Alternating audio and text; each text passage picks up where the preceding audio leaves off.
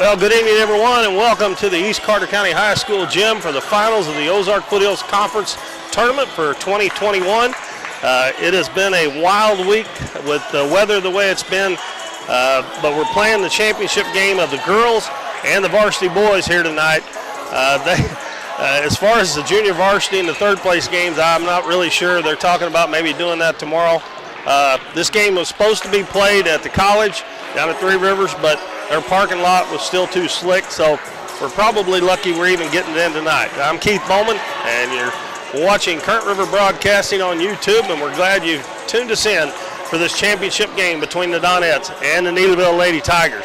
Later on tonight, we'll have the Dons and the East Carter County Redbirds for the boys varsity championship. A big crowd is gathered, especially straight across the way from me, from Doniphan. A big crowd here, and there's some sitting directly below me as well. So the Dons and Donettes will be well represented here tonight by the fans. But if you're at home in the warm, sit back and enjoy. Hopefully we'll bring you a couple of wins and a couple of championships of the Ozark Foothills Conference Tournament. Now the girls won the regular season Ozark Foothills Conference Championship with a 6-0 record. They're playing Neelyville, as I said, and they played Neelyville back on January 21st at Doniphan. And the Donettes won 68-61. The Donettes come into tonight's game with a record of 18-3. Neelyville 16-6. And the Donettes in their last game played Twin Rivers up here, and they did not play very well. So hopefully they'll come out hot here to begin with, because the other night was kind of a lackluster performance, and that was the fourth time that they had played Twin Rivers this year. And after losing to them the first time they played, they won the next couple of times by about 15. The other night, they were only able to win by 8, as Twin Rivers played them tough. But the Donettes just they didn't take care of the ball very well, missed a lot of shots. They missed 45 shots. They only were 22 for 67 from the field in that game. So that's got to be better here tonight. We got about a little under 8 minutes before we get this one underway, so we're going to take it back, and we've got a bunch of new sponsors for the championship games here tonight, so we're going to let you hear from some of those folks, and we'll be back in 2 minutes here on Current River Broadcasting.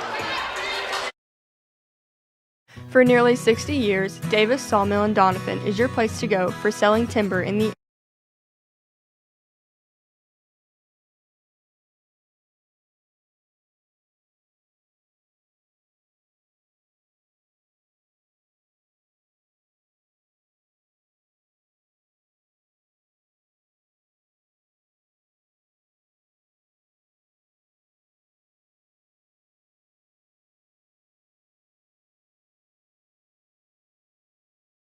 Current River Bait and Tackle is more than just a convenience store. They serve hot lunches every day, including burgers that are made fresh and by hand every morning. If you're heading to the river or favorite fishing spot, check out their large selection of fishing supplies. But most of all, come experience the friendly service at Current River Bait and Tackle on Highway 160 in Doniphan.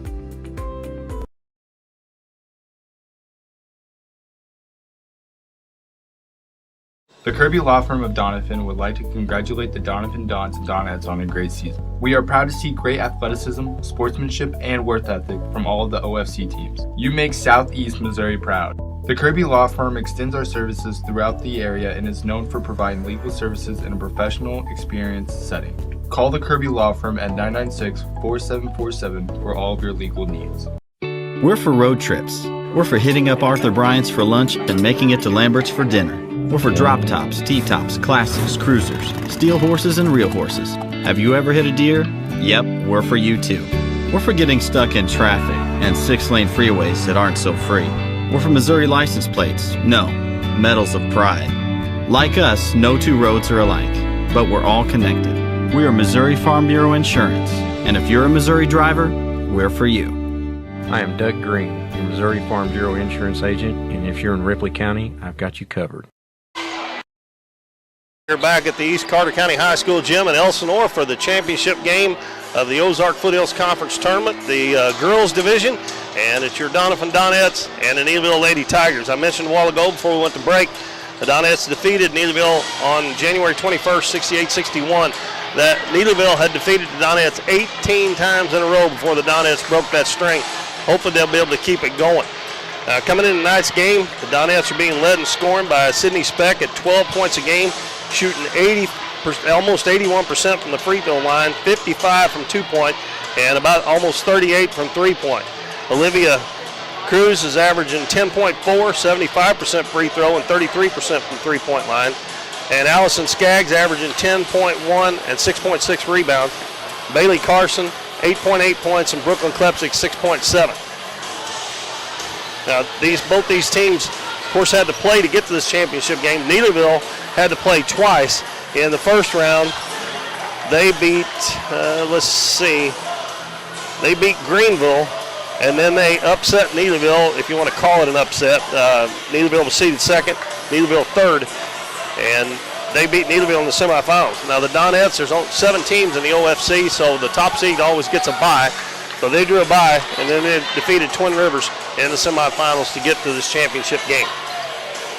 We're about 4 minutes away. We're going to take another break and hear from some of our sponsors, and we'll be back in 2 minutes on Current River Broadcasting.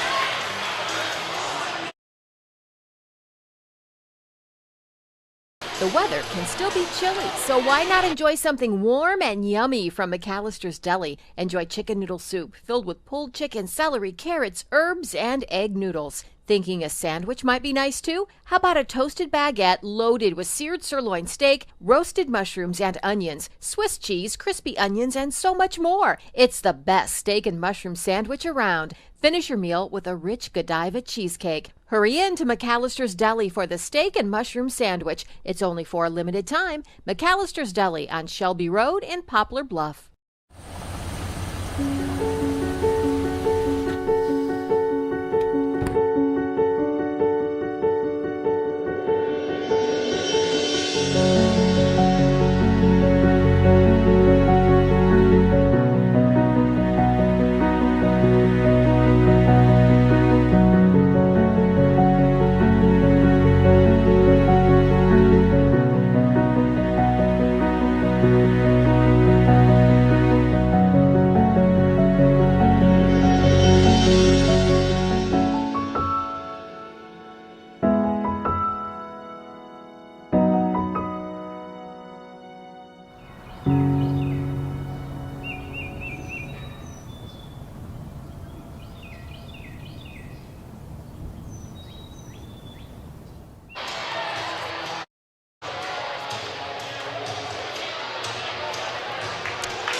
All right, welcome back, everybody. We're getting closer to the opening tip here between Neelyville Lady Tigers and Doniphan Donettes in the championship game of the OFC tournament.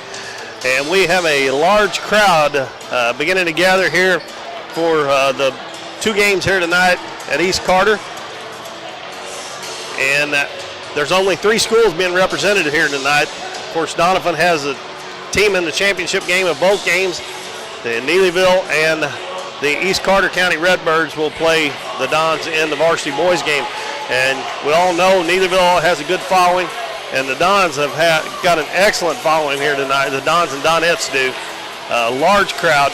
The lower part of the bleachers here is just about full on both sides, and across from us here it's just about packed to the gills over there.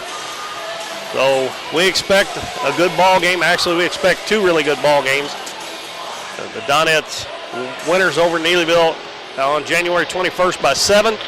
And the Dons, when they played East Carter up here back before Christmas, they lost by 2 points on a tip-in at the buzzer. So both games should prove to be very exciting here tonight. We're going to go ahead and give you the starters. Let me get the records up here. I think Neelyville is 16-6, and the Donettes are 18-3. And starting for Neelyville will be Peyton Reinbott, a 5'7" senior. She's number 11. Number 14, Brooke Griffin, a 5'9" sophomore. Mackenzie Davis, a 5'9" senior, number 32.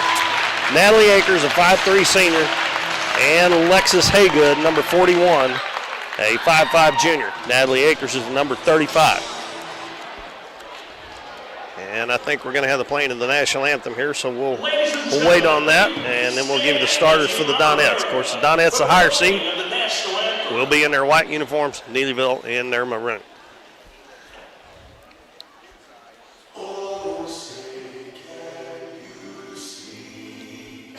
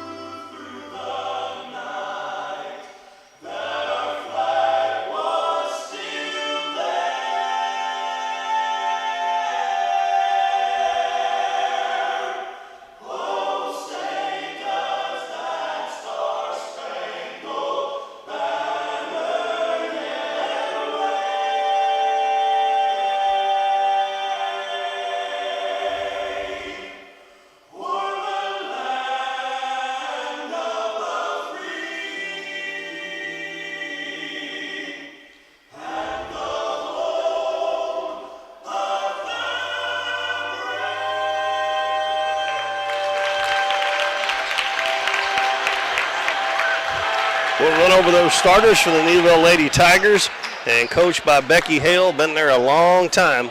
And she has brought that program from being not very good to going to the Final Four a couple of times.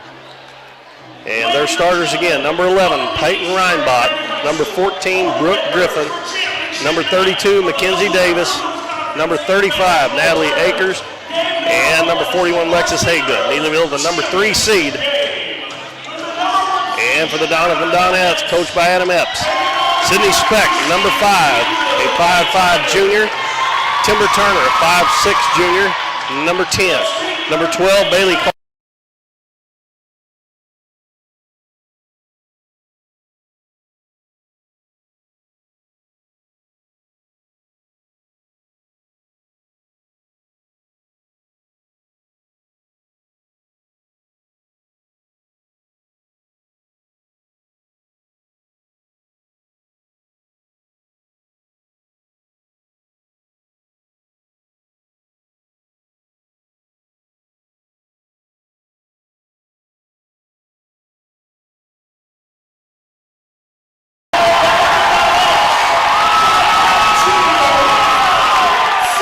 Sydney Speck, the first one out for the Donettes.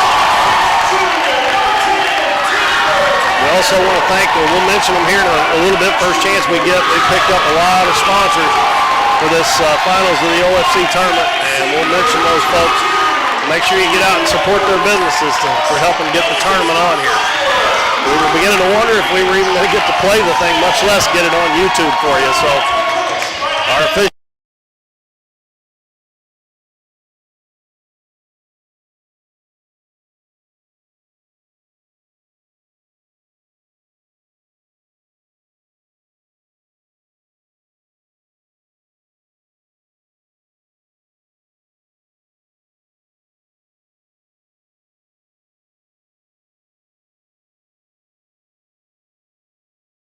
awfully good. If she was about 3 or 4 inches taller, she'd be unstoppable. She's pretty close anyway. Official Russian will throw the ball up, and it is caught by him. He's going to do it again. And the Donettes will have the first possession. Neelyville's going to start out in a zone defense, and we got a travel. We looked away just for a second, and the Donettes turn it over, so that's not a good start. Full court pressure. Haygood's got to hurry up and get it in, and it's knocked right back to her. She had established position in bounds, or that would have been a turnover. Haygood gives it to Davis. Davis guarded by Turner, gets a screen, left-handed layup, no good. Ball goes out of bounds off of Mackenzie Davis. Donettes catch a break there because Davis doesn't normally miss those shots. She is really good with both hands.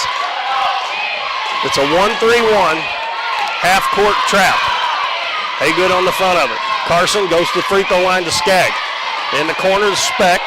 Back to Carson, swings it left side to Cruz, in the corner to Turner. Back to Olivia Cruz on the left wing.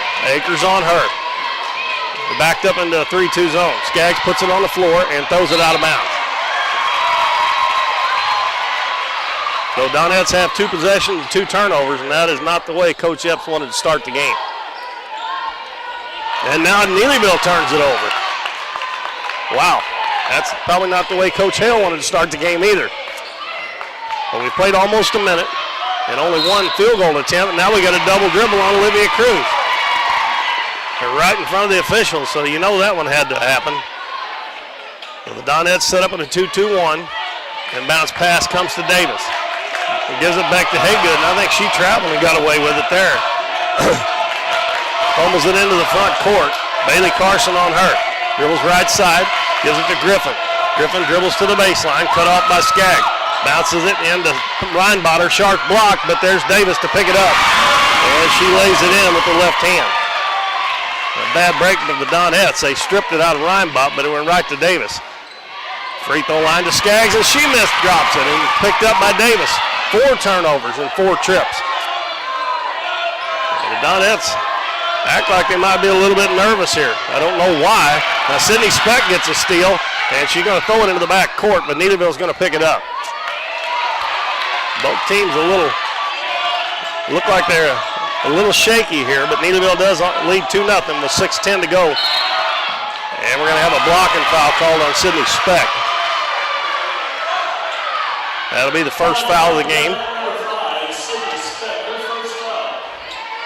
Alexis Haygood will inbound for Neelyville. Right sideline, gets it into Reinbach. Reinbach goes in, forces up a wild shot. Davis with a rebound, missed it. Ball tipped around, comes down to Bailey Carson. She fumbles it away and picked up by Haygood. And the Donettes have butter all over their fingers. They cannot hang on to the basketball. Haygood gives it to Davis. Gets a screen back to Akers, head of the key. Now, Haygood for three. It's no good. Long rebound. Griffin gets it. Turns to the baseline. Skaggs blocks it. And Bailey Carson comes out with it. Carson throws it ahead. Skaggs, nice catch there. Goes in on the other side. An offensive foul on Allison Skaggs. A little bit of a flop there maybe, but she definitely didn't hit her head on, but officials these days love to call a charge. They get to put that little extra into it when they put their hand behind.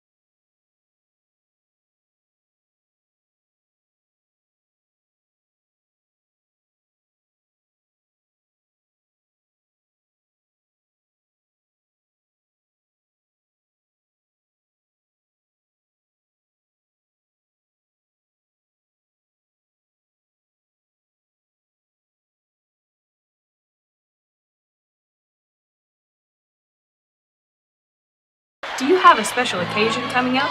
Davis Trophies can help you find the award for your event. We can custom make your trophies, plaques, acrylic awards, or medallions to fit your needs. We also have specialty items such as insulated tumblers and water bottles. Tumblers and water bottles come in a variety of sizes and colors and can be personalized with a logo, graphic, monogram, or school mascot. Call us today at 573-996-5649 and let us help you make your event or special occasion one to remember.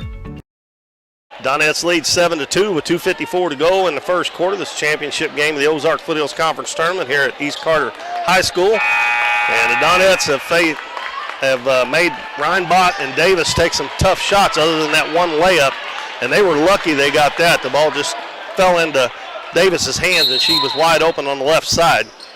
But the Donettes have scored 7 in a row. Maddie Eddington checked in during the game along with Brooklyn Klepsik and Grayson Kirby.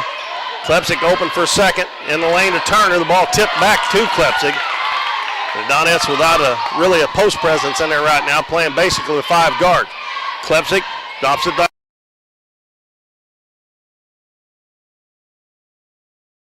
Davis will bring it up. Stops head of the key, hands it to Reinbott behind her with 2:25 left in the first quarter. Passes it to Davis. That's where the Donettes want her, way out away from the basket. Hands it to Haygood. Grayson Kirby all over. Bounces, stolen by Klepsik. Klepsik gonna take it down, stops, gives it to Cruz, another three-pointer, no good. Boy, she had Grayson Kirby wide open on the other side there if she would have given it to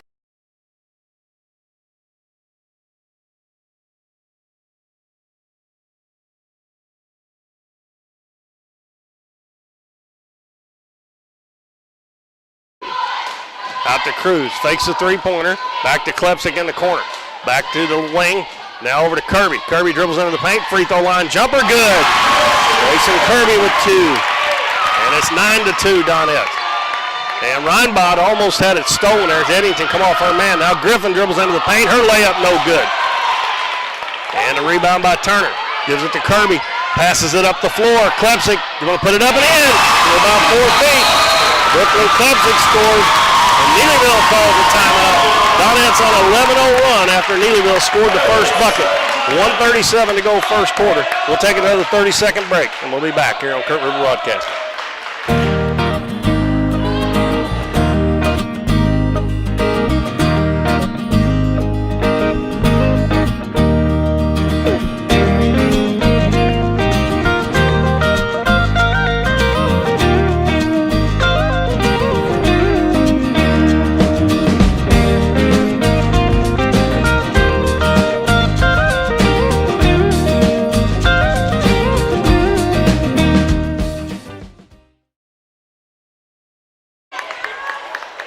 Folks, I mentioned this once before when the Donettes were playing Neelyville.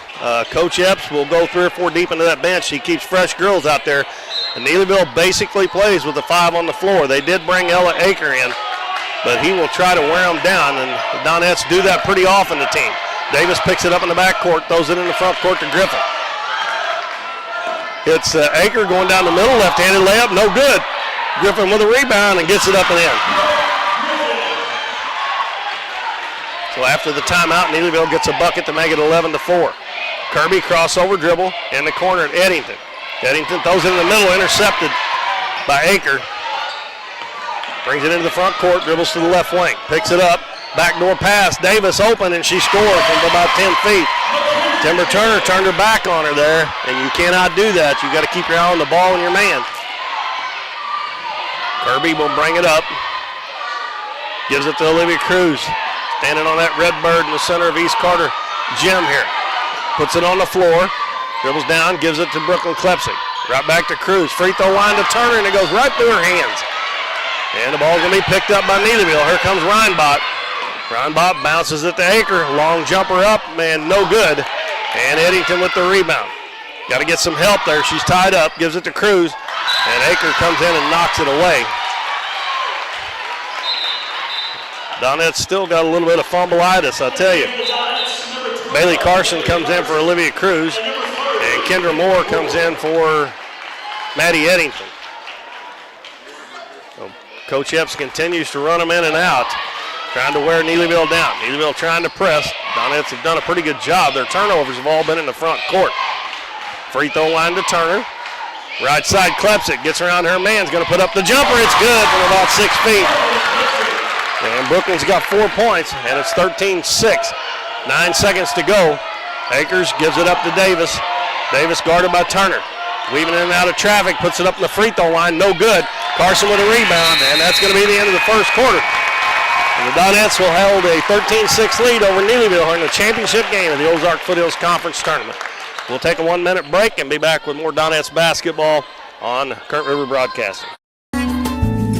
Hometown Pharmacy on LaRue Street in Doniphan, your one-stop pharmacy for all of your medical needs. Our pharmacists are now providing vaccinations for flu, pneumonia, and shingles in the pharmacy. Flu shots are covered by Medicare with no co-payment and no appointment is necessary. Hometown Pharmacy now offers a wide variety of vitamins and supplements from Now Foods that help support and promote optimal health through good nutrition. Refills can be requested online or by using our mobile app. We now offer delivery of your prescription if you live within the city limits. Transferring prescriptions is easy. Come by or give us a call and our friendly staff will take care of everything. Hometown Pharmacy, proudly supporting the Dons and Donettes this season. Come experience the difference a Hometown Pharmacy makes. We're back here at East Carter County High School, finals of the Ozark Foothills Conference Tournament. At the end of the first quarter, the Donettes lead Neelyville in the championship game. Neelyville scored the first 2 points of the game, and Donettes had a real bad case of fumbleitis. They turned it over, I think, the first 4 trips. But after they got behind 2-0, they run on an 11-0 run and finished up the quarter leading 13-6. Donettes will bring out Kirby, Klepsig, Carson, Turner, and Skaggs. And it will be Davis, Akers, and Reinbott and Griffin. Neelyville first possession. Reinbott takes it down, kicks it out to Aker. Aker now ahead of the key to Davis. Davis crossover dribble, spin move, shot off the glass awfully hard, but it went in. She has 6 of their 8 points, 13-8. I said before we started, she's really good with that left hand as well as the right. Now Bailey Carson travels with it. An unforced turnover. I've done a little fake there and drug that pivot foot. Those turnovers are better than live ball ones where they got a chance to run it out. That's one thing the Donettes were doing pretty well in the first quarter after that first couple of minutes. They were running the floor and getting some easy buckets. Akers gives it to Davis. They're going to look to Davis to score a lot of points. I can tell you that right now. Griffin gives it to Aker. Aker goes around the screen, dribbles out front, gives it back to Davis. Davis dribbles down, and she puts it up, and no good. And a good block out by Brooklyn Klepsig to get the rebound for the Donettes. Gives it to Kirby. Kirby gets around the defense, goes all the way down, puts it up, and another charge. A little out of control by Grayson Kirby. And Coach Epps didn't agree with that one either. I didn't agree with the first one. That one there might have been, but that first one on Allison Skaggs, I definitely didn't agree with. So Neelyville gets it back. Donettes lead by 5, 7:07 to go first half, excuse me. Akers guarded by Brooklyn Klepsig. Going to get it in the front court. Gives it to Aker. Now to Griffin, and Griffin got away with the travel. She shuffled her feet right there. Davis for 3, it's good. Can't leave her open now. She can shoot the 3 as well. And it's 13-11. Donettes haven't scored in a while. And they have actually scored, I believe they've scored 7 in a row themselves. Klepsig tries to answer, no good. And hustling after, it's Timber Turner. Great hustle by Turner. Klepsig into Skaggs. Skaggs back to Klepsig. Steps into this one, and it's no good. Allison Skaggs gets the rebound. Going to put it back up off the glass, and it won't go. And Griffin with the rebound. Here comes Reinbott. She likes to just put her head down and drive into the lane and shoot it like that. And the Donettes bailed her out the first time they played. They fouled her all the time doing that. She has no chance of making that shot. That foul's going to be on Klepsig. You need to just let her shoot it. If it goes in, you tip your hat and go on, but don't put her at the free throw line. She shot a lot of free throws that first time the Donettes played. And the first one rims out. Olivia Cruz, Sydney Speck, Maddie Eddington back in. And Carson and Skaggs will stay on the floor. The Donettes haven't scored in a while. 6:14 to go first half. And Reinbott's second one is good. That's her first point, and it's 13-12 Donettes. Bounce in the middle of Skaggs. Lobs it down low to Eddington. Eddington goes to the other side, shoots it no good, and Davis with the rebound.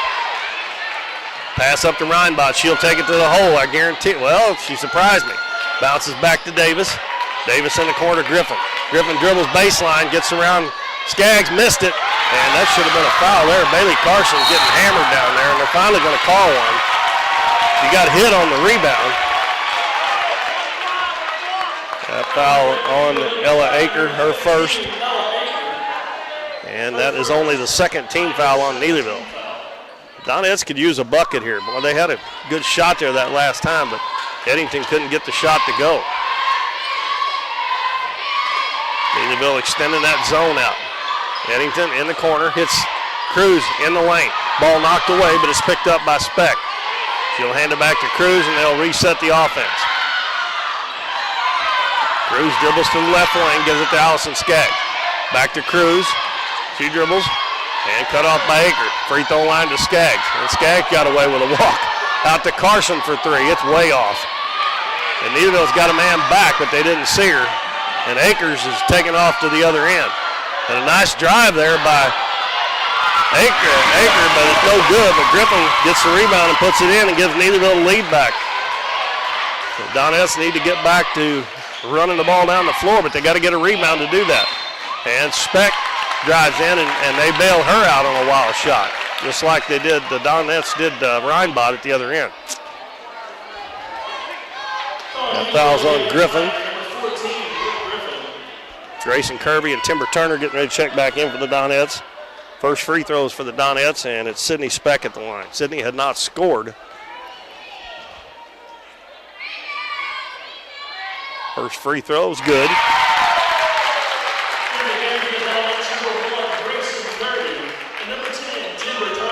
Carson and Eddington check out. Kirby and Turner check back in. And again, Neelyville's only used one sub so far. And the Donettes have used, I believe, 4 so far. Speck makes both free throws.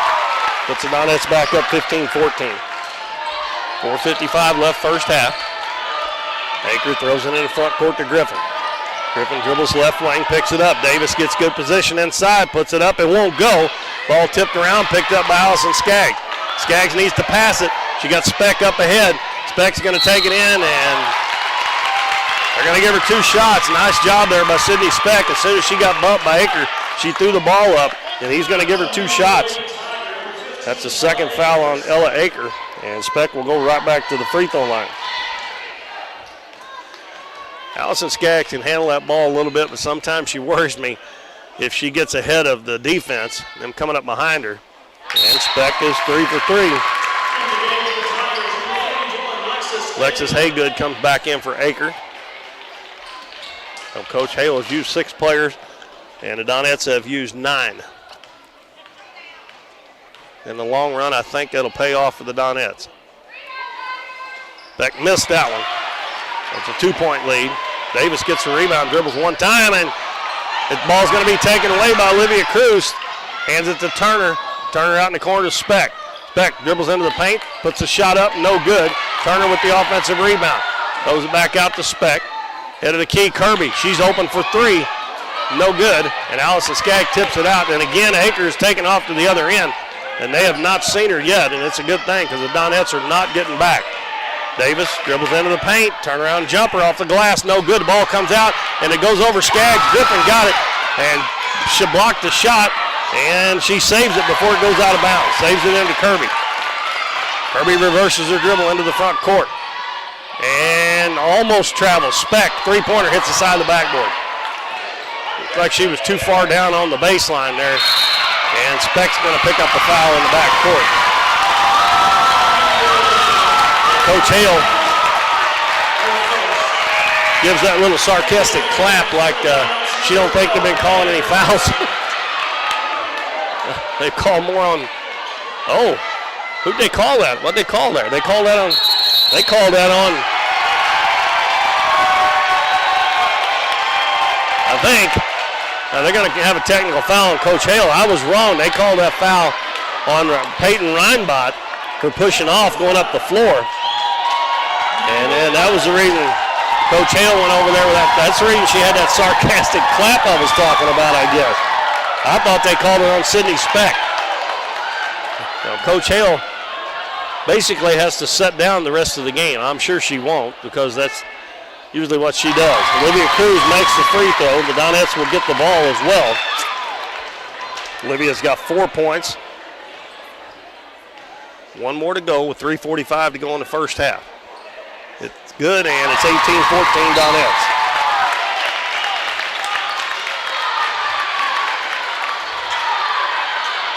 And the Donettes will get the ball. See, that hurts Neelyville because they actually had possession of the ball there.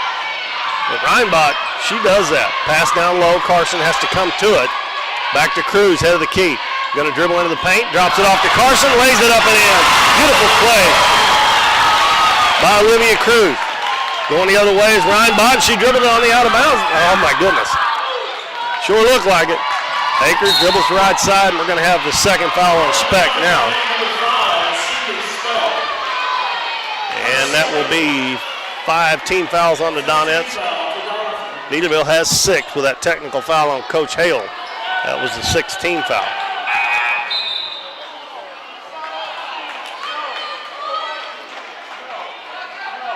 That ain't her. That. He's hollering at the player. That wasn't her fault. They blew the buzzer. Inbounds pass knocked away, stolen by Olivia Cruz. And they're going to have a foul on Reinbach. That's 2. Now both teams will be in the bonus the last 3:19.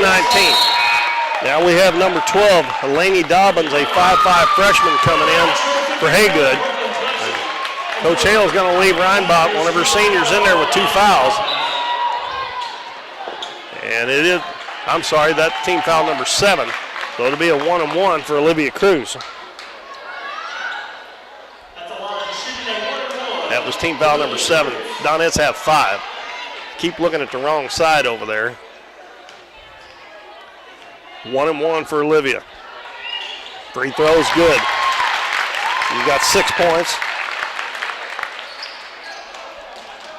And the lead is up to 7. It was Neelyville had taken a 14-13 lead. That one is off the back of the rim. And Davis with the rebound. So it's a 7-point lead. Donettes have scored 8 in a row. Dobbins dribbles down the right side.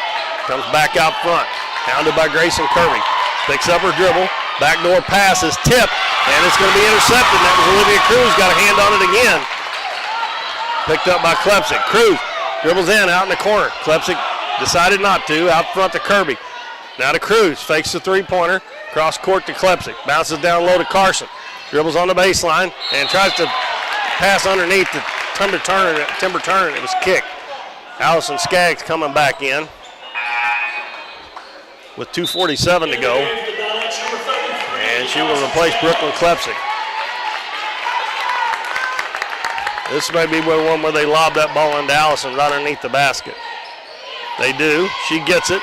Dribbles one time. Is going to put it up. No good. Ball tipped around right to Carr, and she missed the layup. And we're going to have an over-the-back foul. It never fails, folks. When you miss an easy layup, something bad happens. That foul's going to be on Skaggs, and she's got 2. If she'd have made the shot, or if Bailey would have made the shot, that foul would not have happened. Ball knocked away from behind by Carson, and we're going to have another foul. Carson knocked it away right to Cruz, and Cruz is going to go back to the free throw line, shooting 1-and-1 again. And Coach Hale, basically all she can do is sit there. She can holler from the bench, I guess. Akers checks out. That was 2 fouls on Akers now. And Aker comes back in, also Haygood coming back in.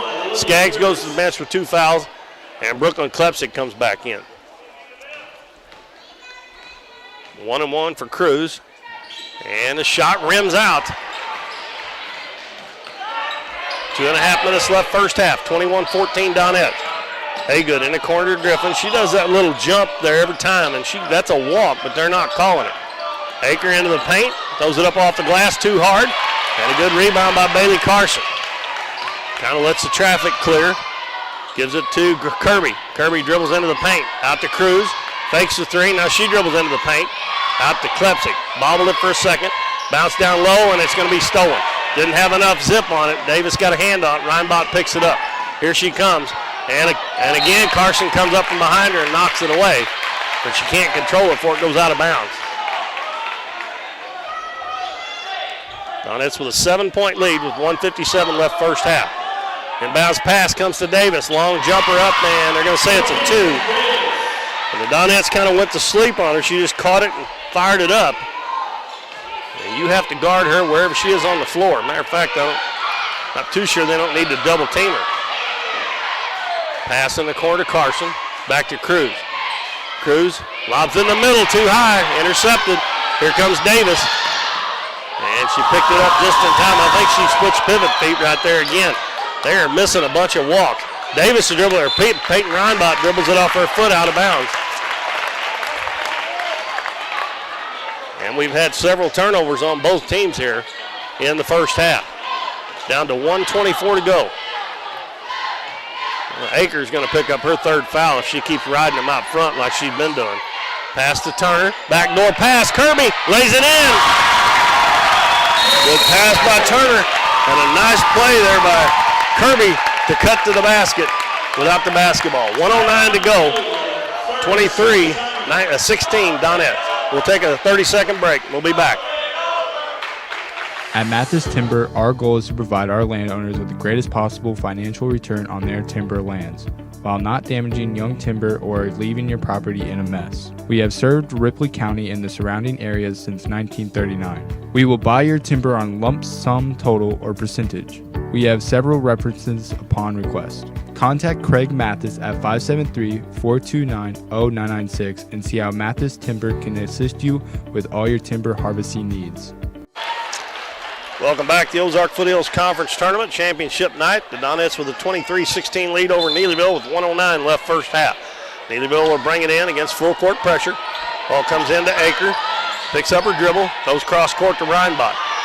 Cruz catches up with her. Reinbach back out front to Haygood. Haygood right near the half court line. Bounces it to Griffin. Griffin fakes the shot, goes in, puts it up, and no good. Ball tipped out, picked up by Davis. Out to Haygood, three-pointer, no good. And long rebound is going to be saved again by Davis. She's open, the jumper's short. Ball loose on the floor, and we got a foul. As Klebsick come up with a rebound, we got a foul on Neelyville. That one's going to be on Davis. That is her first, and we'll walk to the other end, and Brooklyn Klebsick will shoot a 1-and-1. Donettes are 6 of 9 so far from the free throw line. A couple of those were the front end of 1-and-1s as well, and that always hurts because you would be shooting a couple of more. Klebsick eyes it up, puts it up, and no good off the back of the rim. They made 6 out of their first 7. Now they've missed 3 1-and-1s in a row. Haygood picks up her dribble, gets some help from Griffin. Griffin gives it to Davis, gets around Turner, goes in, puts it up, missed it. Olivia Cruz with the rebound. Gives it to Kirby. Kirby will bring it up the middle of the floor. Down low, Turner wide open, puts it on the floor. And she should have shot it, and she's going to end up throwing it away almost. As Cruz gets it back, and she travels. Doggone it. Timber Turner's got to shoot that basketball. Got to shoot it. 4.7 seconds left. Donettes got to make sure that they don't let them get off a shot here. If they do, they need to make it from around half court. Haygood to throw it in. Gets it into Reinbach. Don't foul, girls. Throws it up from three-quarter court on. It's a rim. A nice try. And that'll bring us to the end of the first half, and the Donettes will have a 23-16 lead. They had a 13-6 lead at the end of the first quarter, and they maintained that 7-point lead as both teams scored 10 in the second quarter. We'll take a 2-minute break, and we'll come back and run down the first half scoring here of the Ozark Foothills Girls Championship game. We see the potential of her and him and you, of where you're from and what you can accomplish. Because when you set your mind to it, there's nothing you can't do. But reaching your potential isn't just about achieving your goals. It's about helping others, supporting your neighbors, building your community, and investing in people that make a difference. Like her, and him, and you. Because when you're from here, that's just what you do. And from here, we can do anything.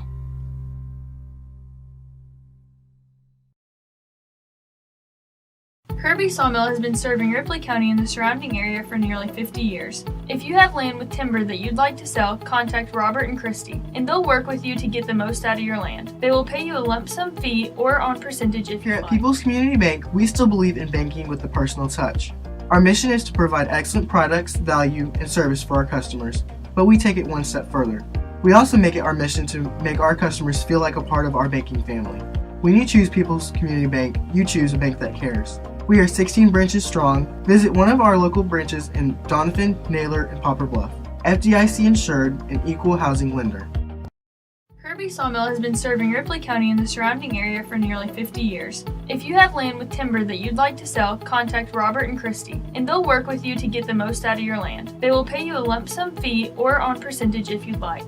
The Kirbys would like to wish the best of luck to the Dons and Donettes tonight. Contact them at 573-996-5315 for all your timber needs. Well, welcome back, everybody. We're back at the East Carter County High School gym for the finals of the Ozark Foothills Conference Tournament. And we're in the halftime of the girls' championship game. The Doniphan Donettes lead the Neelyville Lady Tigers. The Donettes the 1 seed, Neelyville the 3 seed, and it is 23-16 at the half. And I found something a little bit interesting here. I mentioned during the first half, Coach Epps is going to go about 9 people deep on his team. And so far, Neelyville has used 7, but one of those girls was just in there for just a few seconds, and they took her out. Neelyville, all their points have come from 3 players, and the Donettes have had 7 players score in the first half. It's really balanced.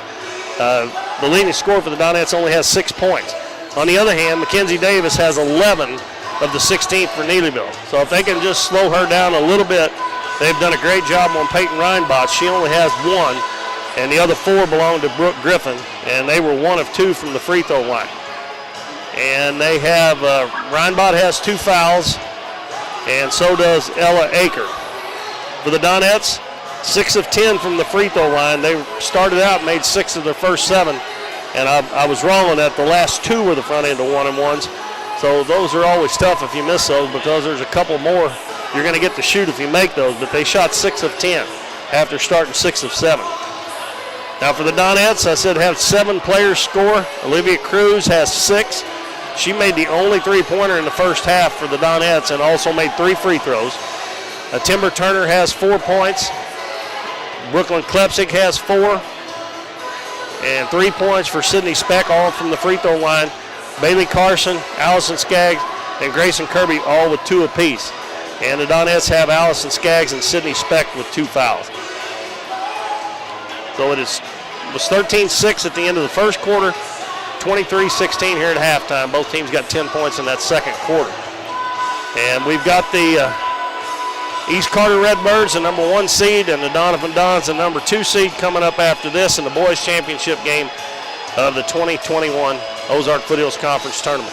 The Redbirds were the regular season champs, and they are the number 1 seed.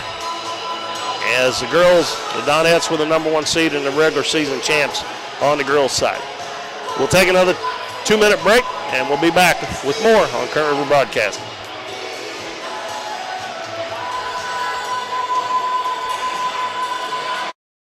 At American Family Insurance, we know your farm isn't just your livelihood, it's your legacy. And we know you've got big plans for its future, so we'll be here to protect all that helps make those dreams a reality, just like we've been doing for over 90 years. It's time to get coverage that works as hard as you do. Contact Gerald Serwanka at 2201 Westwood Boulevard in Poplar Bluff or call 573-686-8445 today.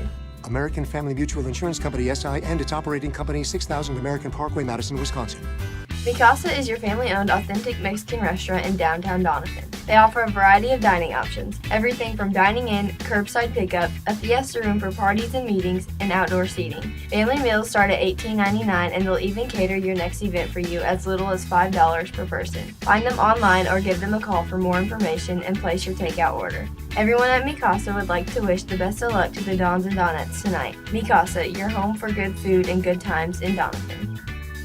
You've heard it all before. We're number one. We're the best. We have the biggest rebates. Now is the time to skip the hype and come to Current River Ford in Doniphan. They're all about helping you find the perfect new Ford. Current River Ford services your vehicles after the sale. From the moment you drive in, you will receive the quality service you've been missing. With the selection at Current River Ford, you'll find the new vehicle you want. How about getting your next vehicle at a dealership that makes it all about you? Current River Ford, Highway 160 in Doniphan.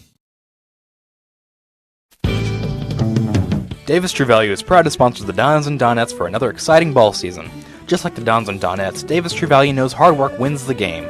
They are your selection, service, and savings destination hardware store, serving the area with paint, plumbing, electrical, lawn and garden, and housewares. Your local True Value hardware with so much more. From window repair to chainsaw sharpening, we are the store of first choice. Behind every project is a True Value. True Value.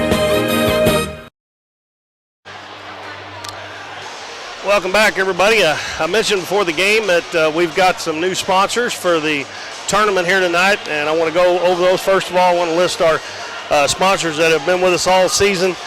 Davis True Value, Davis Sawmill, Hometown Pharmacy, Mathis Timber, Farm Bureau Insurance, Hometown Pharmacy, Countryside Chevrolet, and Current River Ford.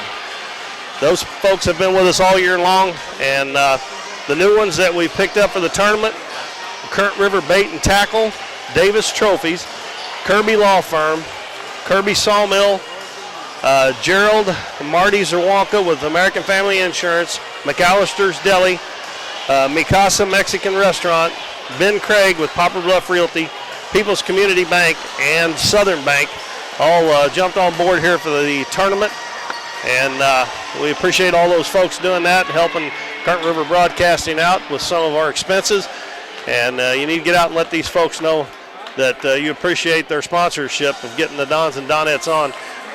So far, all the games have been at home this year, but with the finals being here tonight, we were blessed enough to be able to get it on YouTube for you, because it looked like we might not be able to when they said that we weren't going to be able to play at the Lively Family Sports Complex in Poplar Bluff because the parking lot was still awfully slick. But Matt worked on that, got it worked out, and here we are bringing you the two championship games with both Doniphan teams playing. I did want to mention, too, that the junior varsity Dons were seeded first, and they have not even played in the tournament yet because of all the canceled games. And we don't know yet what they're going to do.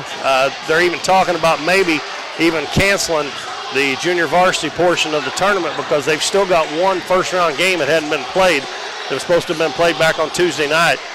And they've still got the semifinals to go as well before they can even find out who's playing for third and first. Now, they did talk about Coach Penn.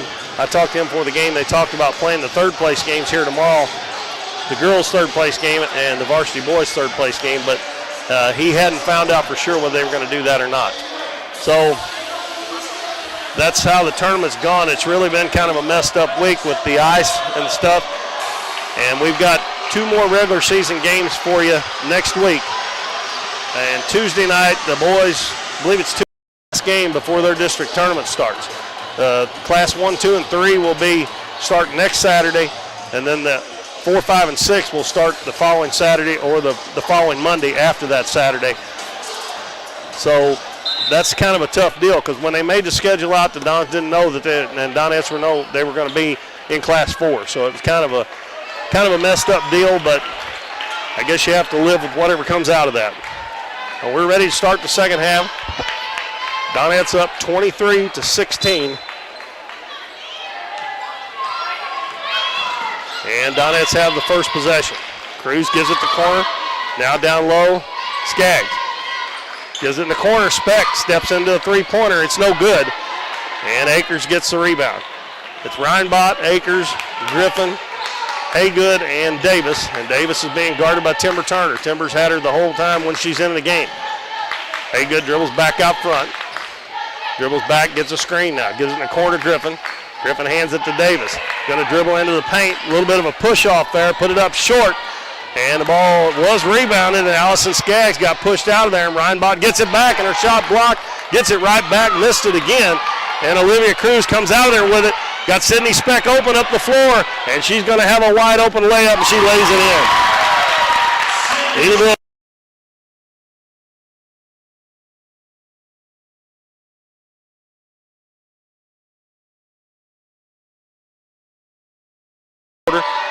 Griffin out left wing, gives it out front to Haygood. Back to Griffin. Now right side to Reinbach. Reinbach dribbles to the free throw line, hands it to Akers. She steps into a three, way off.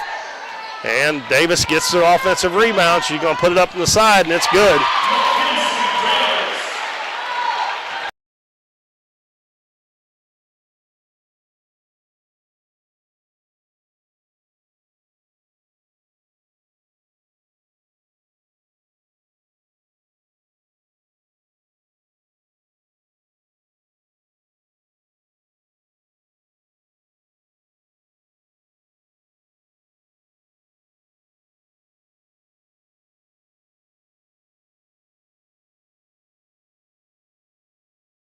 Reinbach tied up there. Got to get some help. And she throws it out of bounds. Last touch by Akers. Good defense by Speck and Cruz there. And Reinbach is really struggling out there. The Donettes are doing one heck of a job on her. She's only got 1 point. I believe last time they played, she scored.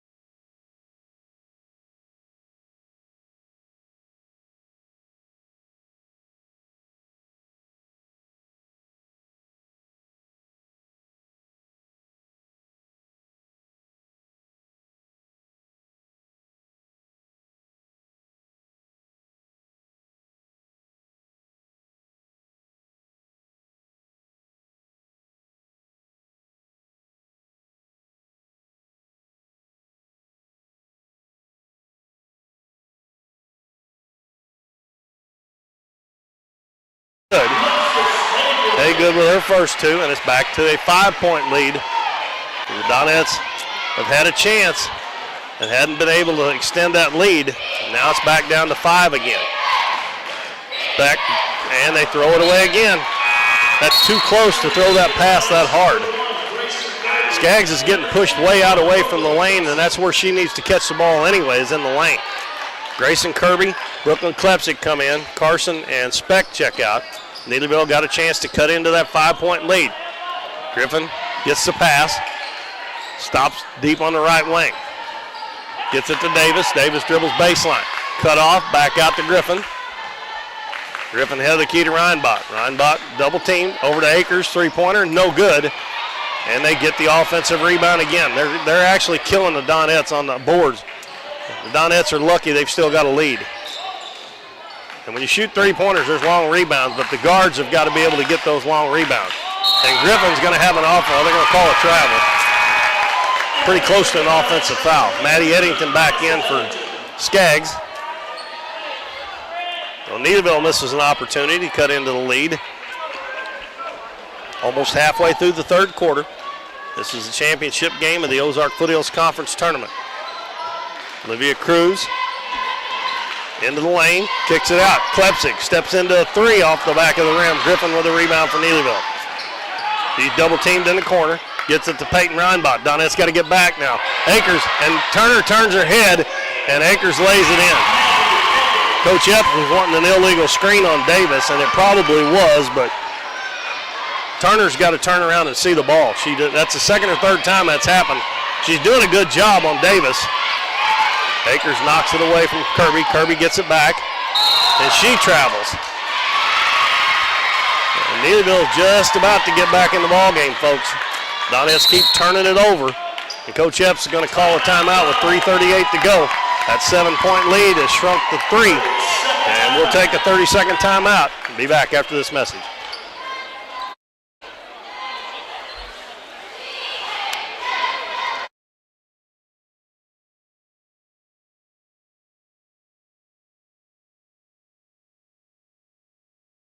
Current River Bait and Tackle is more than just a convenience store. They serve hot lunches every day, including burgers that are made fresh and by hand every morning. If you're heading to the river or favorite fishing spot, check out their large selection of fishing supplies. But most of all, come experience the friendly service at Current River Bait and Tackle on Highway 160 in Doniphan.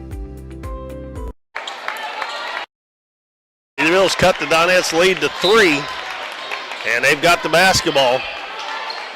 3:38 to go in a low-scoring game here in the third quarter. Griffin will get it across the half line. Stops there. Bounces it to Davis. Davis dribbles baseline. Stops. Step-back jumper. No good. And Olivia Cruz with the rebound. Cruz up the middle of the floor. Takes it down.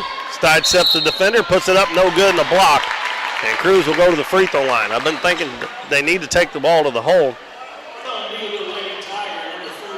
That's going to be on Mackenzie Davis, her second. And Cruz will shoot 2. Our first free throws of the second half by either team. Olivia's got 6 points. Make that 7. 26-22. 3:17 left third quarter. Takes her time, puts the lifting up, and it rims out. That one went down in and come back out. Davis got the rebound. Pass up to Akers. Klepsick almost got the steal. Pass in the front court to Reinbott. Reinbott over to Haygood. Haygood guarded by Kirby. Puts it on the floor. Hands it out to Griffin. Now to Davis. They kind of clear out that side. Stops head of the key. Gives it back to Akers. Bounces in the corner to Haygood. Bounce in the lane. Ball knocked away there. And Eddington picks it up and gets it out of there before they call a jump ball to Klepsick. Good job by Maddie Eddington. Pass to Klepsick in the corner. Back out to Cruz. 2:35 left. Kirby dribbles into the paint and drops it down low. Pass, shot up and good by Maddie Eddington. Little penetration by Kirby. And a good job by Eddington to go to the basket.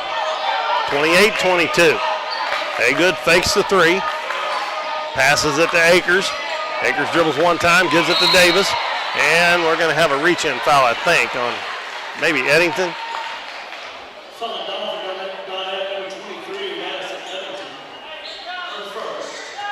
That's the first team foul on the Donettes here in the third quarter. Only 3 fouls called in this quarter. Pass comes in. Davis catches. Up off the glass and good. 15. She has 15 of their 24 points. 2 minutes to go. 4-point lead for the Donettes.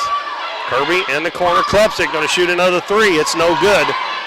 And Neelyville, the ball saved in there by Akers. I don't know if she had to do that, but luckily it went to Reinbott, or at least luckily for Neelyville. Griffin in the corner. Going to dribble baseline. Goes under. Reverse layup is good. That was a nice play by the freshman there. Excuse me, the sophomore. And it's a 2-point lead, and Allison Skaggs up off the bench. Donettes have messed around here, turned the ball over, missed some easy shots. Kirby hands the ball to Cruz. Haygood all over, and I mean all over. Pass in the lane, Carson goes in, puts it up. Won't go, but she's going to be fouled, and that'll be a shooting foul. That is on Griffin. That's her second foul, and the third team foul on Neelyville. And Carson will shoot 2. First one, nothing but net for Bailey Carson. Brooklyn Klepsick checks out, and Allison Skaggs back in. Lead back up to 3. Carson tried to extend it to 4. That one's off the back of the rim. Skaggs with the offensive rebound, turns, shoots it no good. Maddie Eddington with a rebound. Out to Cruz, 3-pointer is no good. Another offensive rebound by Bailey Carson, and she passes in the lane. It's kicked by Reinbott. So the Donettes will keep possession. Donettes just can't get much over that 50% from the free throw line. They were 60 in the first half, they're 50 this half. and made the free throws here, they'd have a pretty good little lead. Bailey Carson lobs it in the paint. Skaggs turns, shoots, and scores. There you go. She gets that ball straight in front of the basket. She can hit that off that glass pretty good. But a lot of times she won't be straight out in front of the basket. Griffin picks it up, throws it up the floor, and Akers comes back and picks it up. Akers dribbles into the paint, kicks it back out to Davis. The three-pointer's good. She's got 18, and it's a two-point game, 31-29. Donettes lead by 2 with 34 seconds left in the third quarter. Cruz dribbles into the paint, sidesteps the defender, shot no good. Skaggs tries to tip it, no good, and she's going to be fouled. And that might be, well, we'll wait and see who they call that on. That's going to be on Davis. Now she's got 3. And it'll be Allison Skaggs shooting 2. And it's no good. If they lose this game, ain't going to be far to look. Look at the free throw line again. Timber Turner back in for Maddie Eddington.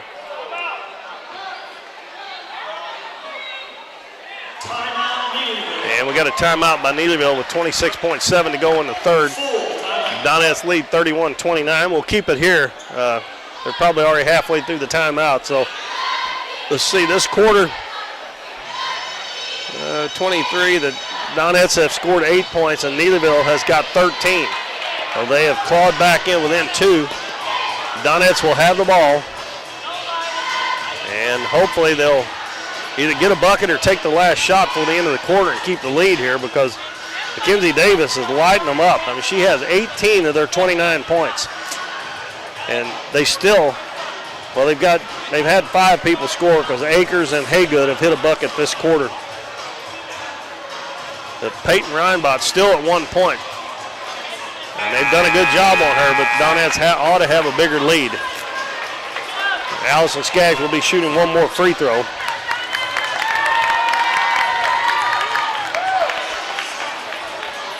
Well, Neelyville is going to get the ball back here unless Skaggs misses this and they get an offensive rebound. Allison usually shoots the free throws pretty decent, but she missed that first one, and she missed that one. And the ball rebounded by Davis, so Neelyville can tie. They can take the lead with a three-pointer. Pass ahead to Haygood, and the ball she's run into by her own teammate, and the Donettes are going to pick it up. Kirby dribbles down, passes over to Turner. Turner fakes, puts it up, and she missed it. Another one right underneath the basket they missed. And it goes out of bounds off of the Donettes.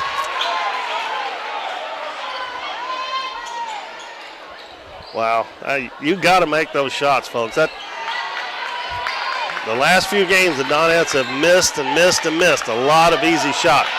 I don't think Neelyville knows they've only got a couple of seconds left here to shoot the ball. Griffin dribbles down the side and puts it up, but it's too late. So the Donettes will hang on to a 2-point lead heading to the fourth quarter championship game of the OFC tournament. And it's anybody's game, so stay tuned for this fourth quarter. We'll be back in 1 minute. For nearly 60 years, Davis Sawmill in Doniphan is your place to go for selling timber in the area around Ripley County in Arkansas.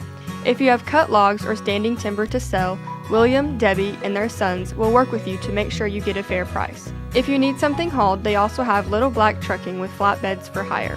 Family owned and operated for 5 generations, everyone at Davis Sawmill would like to wish the best of luck to Emily, Taylor, and the rest of the Donettes this season. Give them a call at 573-996-7830. The Kirby Law Firm of Doniphan would like to congratulate the Doniphan Dons and Donettes on a great season. We are proud to see great athleticism, sportsmanship, and work ethic from all of the OFC teams. You make Southeast Missouri proud. The Kirby Law Firm extends our services throughout the area and is known for providing legal services in a professional, experienced setting. Call the Kirby Law Firm at 996-4747 for all of your legal needs. Got 8 minutes to play in the championship game of the Ozark Foothills Conference Tournament. The Donettes have led every quarter, but Neelyville cut it down to 2. And they're going to have the first possession here in the fourth quarter. And they send out Davis, Reinbach, Griffin, Haygood, and Aker. Not Akers, Aker. And Reinbach dribbles to the elbow, passes it to Haygood. Haygood stops, head of the key. Gives it to Davis. Davis drives in, cut off by Speck. Kicks it out to Aker. Aker dribbles baseline, puts it up, and a shot blocked by Allison Skaggs. Skaggs gives it to Cruz. They got a 4-on-3. Cruz dribbles down, kicks it out to Speck. Three-pointer by Speck, no good. And Haygood with the rebound. And Olivia Cruz comes up from behind her and is going to pick up the foul. Trying to knock it away. And Haygood, I think, turned just a little bit. That's his first foul on Olivia Cruz. And again, Neelyville got a shot to tie or take the lead with a three. Reinbach dribbles to the baseline, all the way under, forces up a shot, no good. Davis with the rebound, puts it up and in. And she is absolutely killing the Donettes. That's 20 points, and we're tied. She has put Neelyville on her shoulders. Skaggs puts it on the floor. Wild shot, no good. And that is way too far out of shot for Skaggs. Now Neelyville with a chance to take the lead. Reinbach dribbles down in the paint, throws it up. Well, I think she tried to shoot that. The ball was stripped out of her hand. Haygood travels.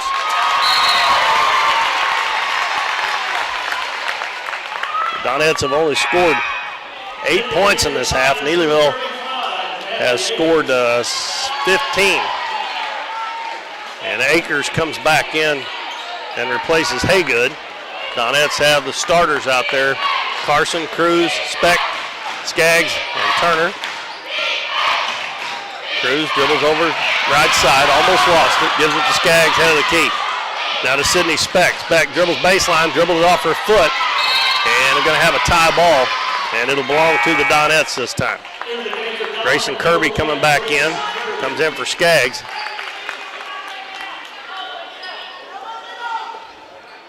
When Skaggs goes out, the teams are more evenly matched height-wise. Lob into Carson. Carson spins in the paint, kicks it back out to Kirby. Over to Cruz, in the corner to Speck. Back out front, Grayson. Kirby, now back in the corner, Speck. Speck dribbles in the lane, ball knocked away, but it goes right to Bailey Carson. And she puts it in. That ball, thankfully they didn't call a kick. It didn't get kicked, it hit somebody's leg. And the ball knocked away from behind by Cruz, but she can't keep it in bounds. And Brooklyn Klepsik back in, replacing Speck. 33-31, Donettes lead with 6:06 left in the ball game. The bounce pass comes to Peyton Reinbach. Reinbach dribbles into the paint, puts up the shot, no good, and a rebound by Bailey Carson. Passes it up the floor, and a good catch by Cruz. We're going to have a foul on Reinbach. That's 4. And that will be team foul number 5 on Neelyville. Reinbach playing with 4. Davis has got 3. I wish that would have been the 4th one on Davis, the way she's playing.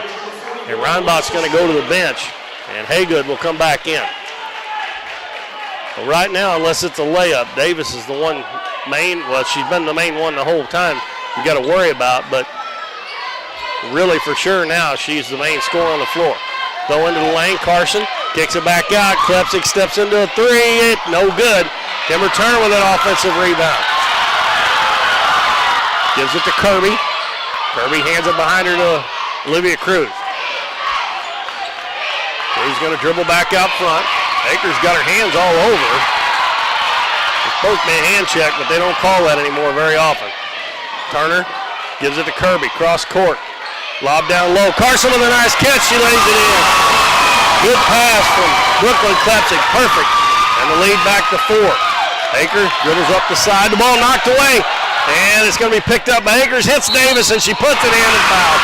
And that is the second time in this game that the Donettes have knocked it away and just been unlucky that it went to a Neelyville play. And Davis scores again. And she is fouled. And that foul was on Timber Turner. Oh, what a bad break. She can get, Donettes were starting to pull away a little bit, had it up to 4. She got a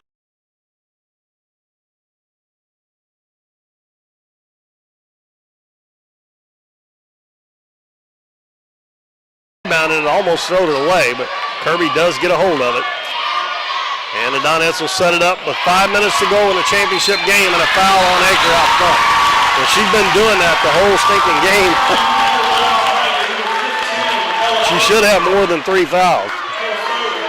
And the Donettes only 1 away from the bonus, but I'm not sure that's a good thing because they are only 8 of 16 in the game.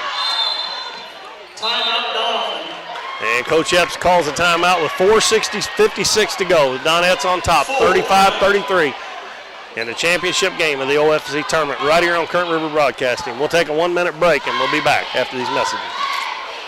We're for road trips. We're for hitting up Arthur Bryant's for lunch and making it to Lambert's for dinner. We're for drop tops, T-tops, classics, cruisers, steel horses, and real horses. Have you ever hit a deer? Yep, we're for you too. We're for getting stuck in traffic and 6-lane freeways that aren't so free. We're for Missouri license plates. No, medals of pride. Like us, no 2 roads are alike, but we're all connected. We are Missouri Farm Bureau Insurance, and if you're a Missouri driver, we're for you.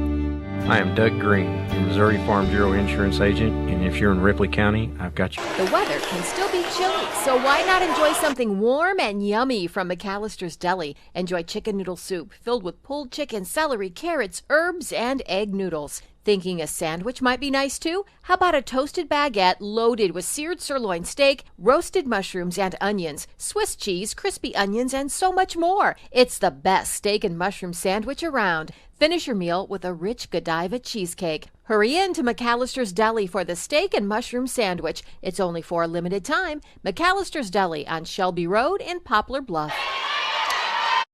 Donettes lead by 2 with 4:55 left in the ball game. Olivia Cruz bounces in the corner. Klepsik goes up and she is fouled. And that foul on Griffin is going to be her 3rd. Neelyville piling up the fouls a little bit, and that's also going to put the Donettes in the bonus the rest of the game, but this will be a 2-shot foul. And the Donettes have got to concentrate and make some free throws. They've got to. They're not shooting them well at all.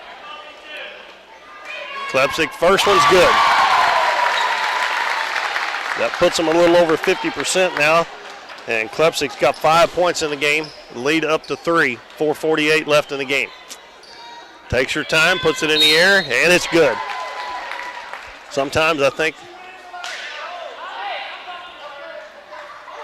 No shot, lane violation. Well, there's a lane violation on the Donettes, and they wave off the free throw. So it's a 3-point lead. Reinbach back in the game, playing with 4 fouls. Gives it to Haygood. Haygood runs into her own player again. Gets into the front court, passes to Akers. Akers dribbles into the paint, hands it to Davis. In the corner, Griffin, 3-pointer, no good. Ball tipped around right to Reinbach. She missed the easy one, and the ball is going to be out of bounds. The last touch by Klepsik. And again, the Donettes having trouble securing the rebound when Neelyville shoots the basketball. Basically all that is hard work. And a 3-pointer to tie the game is good. And that is Natalie Akers. 36 all. Pass in the corner to Carson. Back to Olivia Cruz. Cruz dribbles back out front. Bounces to Klepsik. Klepsik dribbles baseline. Her little runner too hard. And we're going to have a foul on Timber Turner. Neelyville with a chance to take the lead. Klepsik done a nice job there, but she missed the shot badly. No angle on the backboard, so she's trying to make that without hitting the backboard. Haygood will give it to Reinbach. Halfway through the 4th quarter, 36-36. Reinbach stopped on the wing. Davis has to come way out and help her. Now she loses her dribble. Out front to Akers. Bounces it right side to Griffin. Back to Akers. Akers dribbles to the baseline. Now she picks it up. Gets some help from Haygood. Haygood spins, stops at the free throw line, passes over to Akers. Akers hands it to Davis. 3-pointer by Davis. It's good. 25 points to Mackenzie Davis out of 39. Usually, when you have balanced scoring, it'll beat one score, but the Donettes don't do something here. It's not going to happen here because she is killing them. Klepsik going to tie it at the other end. It's an air ball. Timber Turner's going to run it down in the corner. Out to Cruz. She's going to try to tie it. It's no good. And the Donettes are going to be called for a foul, pushing over the back on Bailey Carson. So everything going Neelyville's way now. 3:07 to go. It's 39-36. after the three-pointer by Mackenzie Davis. And we have Allison Skaggs coming back in for the Donettes, replacing Klepsig. Donettes got to get a stop here. Inbounds pass comes to Reinbach. Pass ahead to Davis.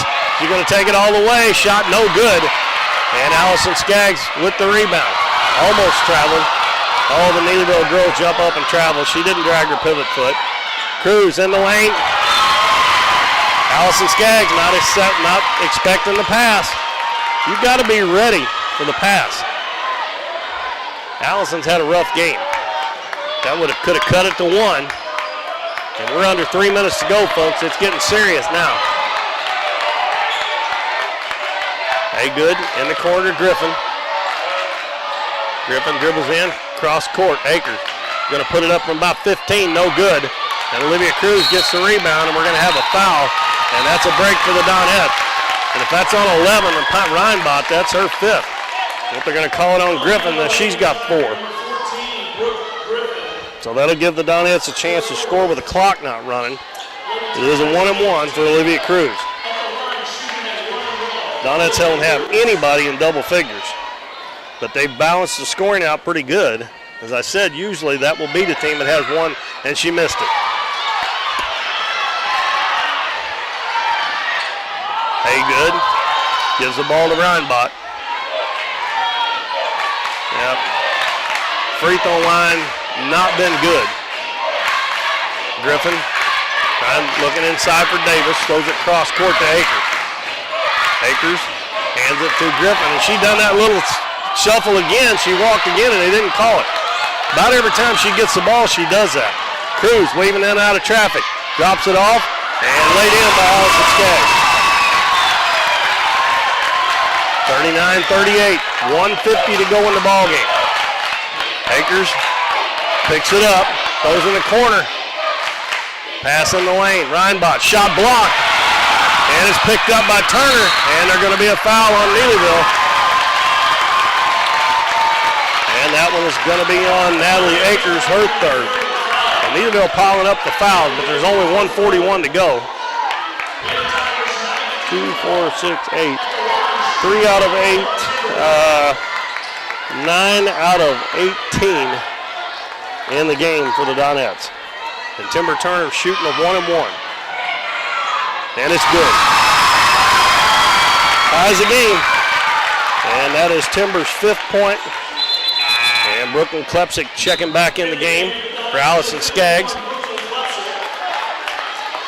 39-39. 1:41 to go. Turner with a chance to give the Donettes the lead. And she does.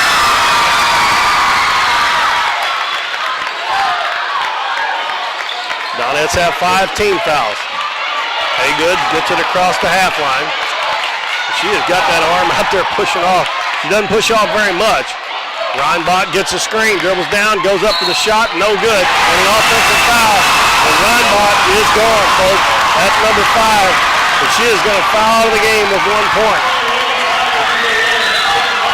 And I don't know who drew that charge, but that was a really good job there. And Coach Hale wants a timeout. With 1:26 to go. And she's calling for a 30, but I'm not sure she has the 30 left. We'll keep it here. We don't want to mess anything. No, it's a full timeout. We'll go ahead and take a 30-second break, and we'll be back. Donettes on top, 40-39. Do you have a special occasion coming up? Davis Trophies can help you find the award for your event. We can custom make your trophies, plaques, acrylic awards, or medallions to fit your needs. We also have specialty items such as insulated tumblers and water bottles. Tumblers and water bottles come in a variety of sizes and colors and can be personalized with a logo, graphic, monogram, or school mascot. Call us today at 573-996-5649 and let us help you make your event or special occasion one to remember. All right, folks. Championship game of the OFC tournament. It's coming down to the wire. Donettes on a couple of free throws by Timber Turner took the lead, and back at the other end, the Donettes draw a charge on Peyton Reinbach. That is her 5th foul. She goes to the bench, and Ella Aker comes back in. The Donettes are going to have the ball.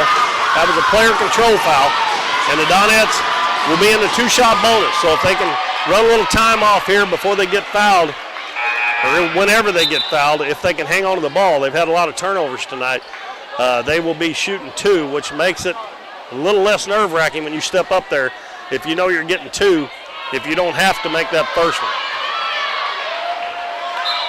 So Olivia Cruz will inbound it. 2-2-1 full court press. Cruz passes it up to Carson. Across the lane across the court to Skaggs, and then back to Cruz, and she'll get it across. Gives it to Kirby. Back to Cruz. Now over to Bailey Carson. Carson dribbles in. Bounces it back to Olivia Cruz with 1:05 to go. Cruz back to Carson. Carson will dribble down. Cross court to Kirby. Oh, she's going to shoot it. Oh, back rebound back to Cruz. Throws it back out. Well, I don't think Coach Sheps wanted that, but the Donettes got the offensive rebound. And again, those long rebounds on missed three-pointers. The Donettes caught a break. Olivia Cruz bounces it over to Carson.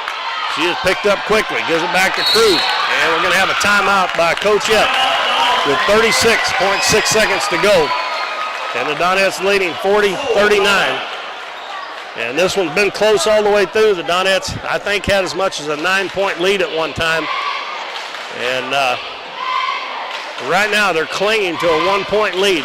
And if they hang on to the basketball and make their free throws, they're going to come out on top. But Neelyville, if they don't get a steal here pretty quick, is going to start fouling, putting them to the line, trying to get the ball back. And the Donettes so far tonight are 11,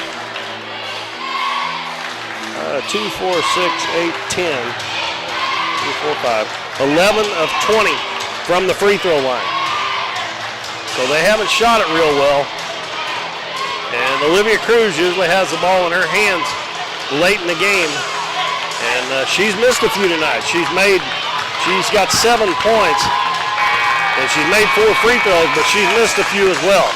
The Donettes will send out Turner, Skaggs, Carson, Cruz, and Kirby. And it'll be Griffin, Davis, Haygood, and they bring Dobbins in along with Natalie Akers. They're going to try to keep Cruz from getting the basketball. Comes into Kirby, over to do Bailey Carson. Carson hands it to Skaggs. Back to Carson with 28 seconds. Carson will give it in the corner to Turner. Right back to Carson with 23 seconds. Now they get it to Olivia Cruz. 20 seconds to go. Bounces over to Kirby. 18 seconds. Cross court to Carson. Now in the corner to Turner. Turner throws it away. Neelyville's going to come up with it. And timeout called. You don't want to take that. They did it twice. You don't want to take that ball to the corner where they can double team you. And now Neelyville got a chance to win it. You know who's going to get the ball for sure. It's going to be Mackenzie Davis. And she's liable to just take it into the lane and see if she can get fouled because it's only a 1-point lead with 10 seconds to go. And the Donettes run all that time off. And they were lucky they got it out of there the first time they went to the corner. You don't want to take that ball to the corner. That's the worst place to take it. And the second time, they had to pay for it. 10.3 seconds to go. Neelyville will have it in the back court. And Mackenzie Davis with 25 points. And she has also made 3 3-pointers. So if they get down close and she's got it, she can make a 3-pointer. So the Donettes are going to have to play some defense. This is a low-scoring game, and it's not necessarily because of the defense. It's just because both teams have played sloppily. And Neelyville's going to have it just in the back court, and I think they're even going to just bring it in. They're going to bring it into Davis, I think, and just let her take it. No, they get it into Aker. Gives it baseline. Davis goes in, shot up, no good. Skaggs with the rebound, and we got a foul in the back court. And they got what they wanted, and that ball went down in and come back out.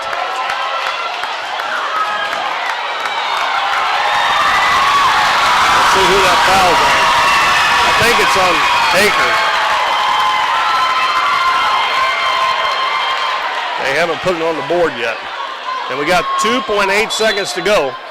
And Olivia Cruz is going to be at the line, and it'll be 2 shots.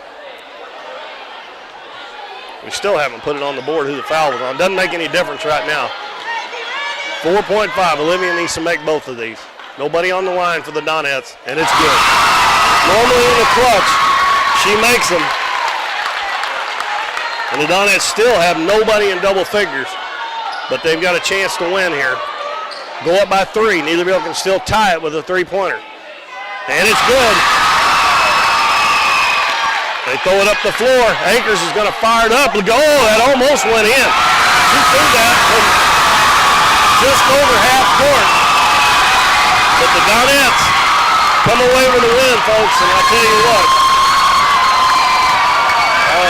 I know they're happy, and Coach Epps is happy, but I don't think he's going to be real pleased with the way that they played the game. So they are the Ozark Foothills Conference Tournament champions and also the Ozark Foothills Conference season champs, regular season champs. And they will accept their trophy here with a 42-39 win over the Neelyville Tigers. Neelyville will get second. They were the number 3 seed. And the Donettes celebrate with a 3-point win, 42-39. And they went 6-0 in the regular season and win a couple games here in the tournament. And they are your tournament champs.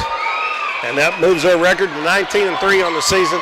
Neelyville falls to 16-7. But I tell you what, Mackenzie Davis, I said before the game, she's some kind of player, and she almost won the game by herself for Neelyville.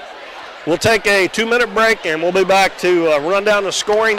And we'll probably take a little break, and then we'll get ready for the Dons and the East Carter Redbirds in the boys varsity championship game.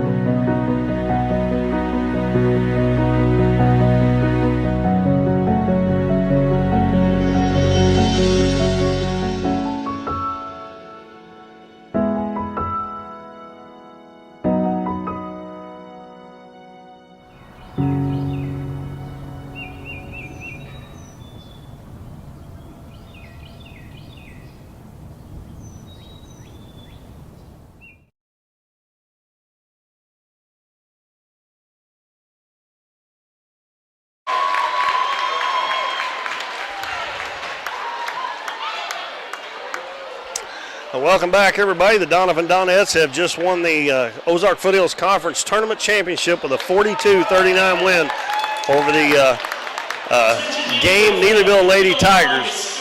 And they win it by 3, and they go to 19-3 on the season with 1 regular season game left this coming week if they don't get snowed out. And what a game by Mackenzie Davis, the 5'9" senior, playing in her last Ozark Foothills Conference Tournament game. 25 points out of the 39 for Neelyville. And the Donettes, one of the reasons they won this game, even though they didn't play all that well, they held Peyton Reinbach to 1 point. She had a free throw in the first half, and she ended up fouling out. She was frustrated. Their second leading scorer was Brooke Griffin with 6 points. Natalie Akers, 5. 2 for Lexus Haygood, and 1 point for Peyton Reinbach for a total of 39. For the Donettes, they had 2, 4, 6, 8 players score. And I mentioned I thought that would be a big factor in the game. Coach Epps going deep into his bench. The leading scorer only had 8 points, folks. That was Olivia Cruz, but you'll see as I give the point totals here, very evenly balanced. Cruz with 8, 7 for Bailey Carson, 6 for Timber Turner, 6 for Allison Skaggs, 5 for Sydney Speck, 5 for Brooklyn Klepsik, and 2 apiece for Grayson Kirby and Maddie Eddington. And the Donettes finished 13 of 22 from the free throw line, so they got up there a little over 50%. So the Donettes are your OFC Conference Tournament champs and OFC regular season champs. The East Carter Redbirds, Doniphan Dons coming up here in just a few minutes. We'll take a short break, and we'll get back and get you ready for the Varsity Boys Championship between the Dons and the Redbirds.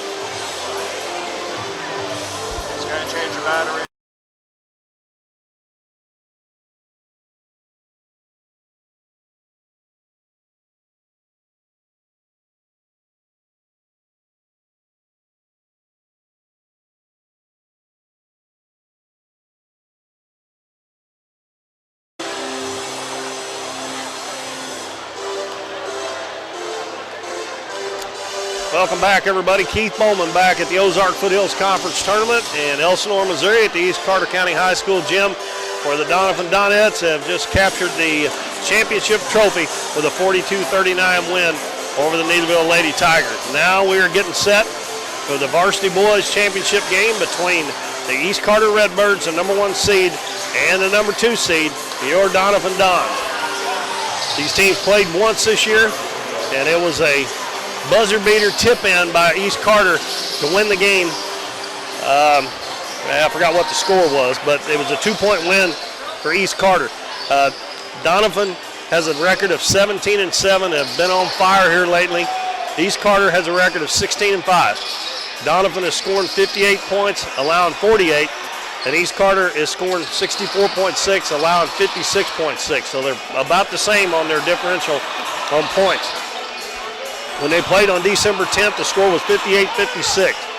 That kind of score is more favorable, I think, for the Dons than it is for East Carter. And the Dons were way down at halftime. They went on a 23-6 run in the third quarter.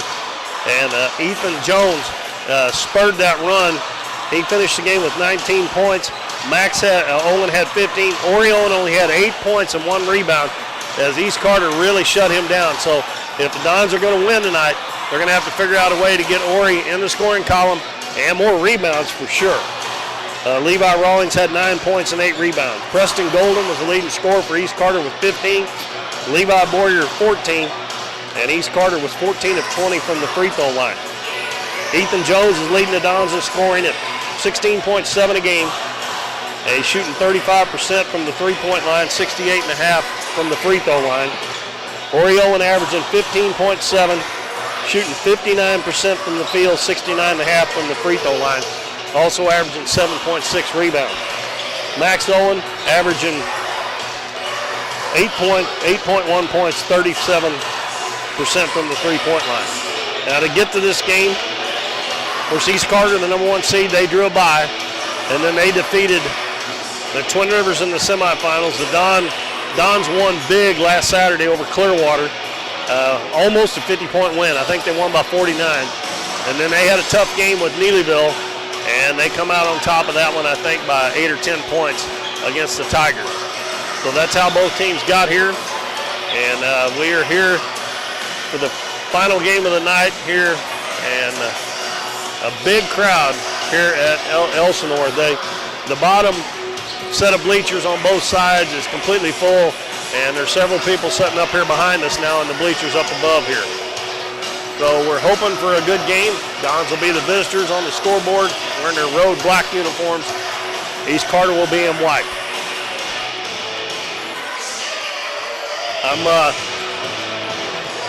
Okay, hold on just a second. I was going to take a short break here. I'm going to run down our list of sponsors again real quick, as we picked up some new ones for the tournament here for tonight. Those folks are Current River Bait and Tackle, Davis Trophies, Kirby Law Firm, Kirby Sawmill, Gerald Marty Zawanka with American Family Insurance, McAllister's Deli, Mikasa Mexican Restaurant, Ben Craig with Poplar Bluff Realty, People's Community Bank, and Southern Bank. And if the sponsors that we've had all year long who do a great job, and some of these folks have been doing it for years, sponsoring Doniphan basketball: Davis True Value, Davis Sawmill, Countryside Chevrolet, Mathis Timber, Hometown Pharmacy, Farm Bureau Insurance, Current River Ford, and Mathis Timber. As we get set here, as one of the students went down and got the starters for me, the students at Current River Broadcasting. Appreciate those guys and girls. They do a great job for Mr. Matt Bourne, as I believe there's 4 of them here tonight have made the trip up here to Elsinore. And they went down and got the starters for me. We'll go ahead and give those to you. For the East Carter Redbirds, 16-5 on the season. Don 17-7. East Carter will start Preston Golden, a 6'5 junior. Eli Marvin, a 5'10 junior. Golden wears number 1. Marvin wears number 13. Number 22, Logan Copeland, a 6-foot senior. Number 24, Kyron West, a 5'10 senior. and Levi Boyer, a 6'5" senior, number 32. So Golden, number 1, Marvin, number 13, Copeland, number 22, West, number 24, and Levi Boyer. And the Redbirds wearing white uniforms with red numbers and black trim. The Dons wearing their black uniforms with white numbers. Now for Coach Daniel Cagle, the number 2 seed, 17-7 on the season. Tristan Bryant, number 1, number 12, Levi Rawlings, number 14, Ethan Jones.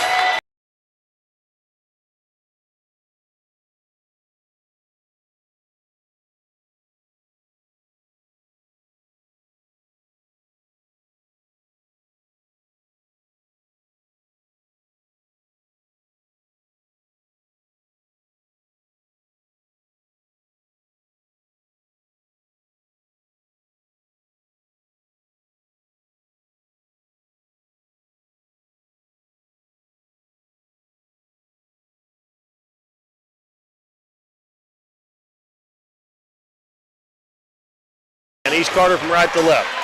Once again, if you're just tuning in, the girls won, and a close one to claim the girls championship, 42-39 over Neelyville, run their record to 19-3 on the season. Preston Golden, number 1, comes out. Eli Marvin, number 13. Logan Copeland, number 22.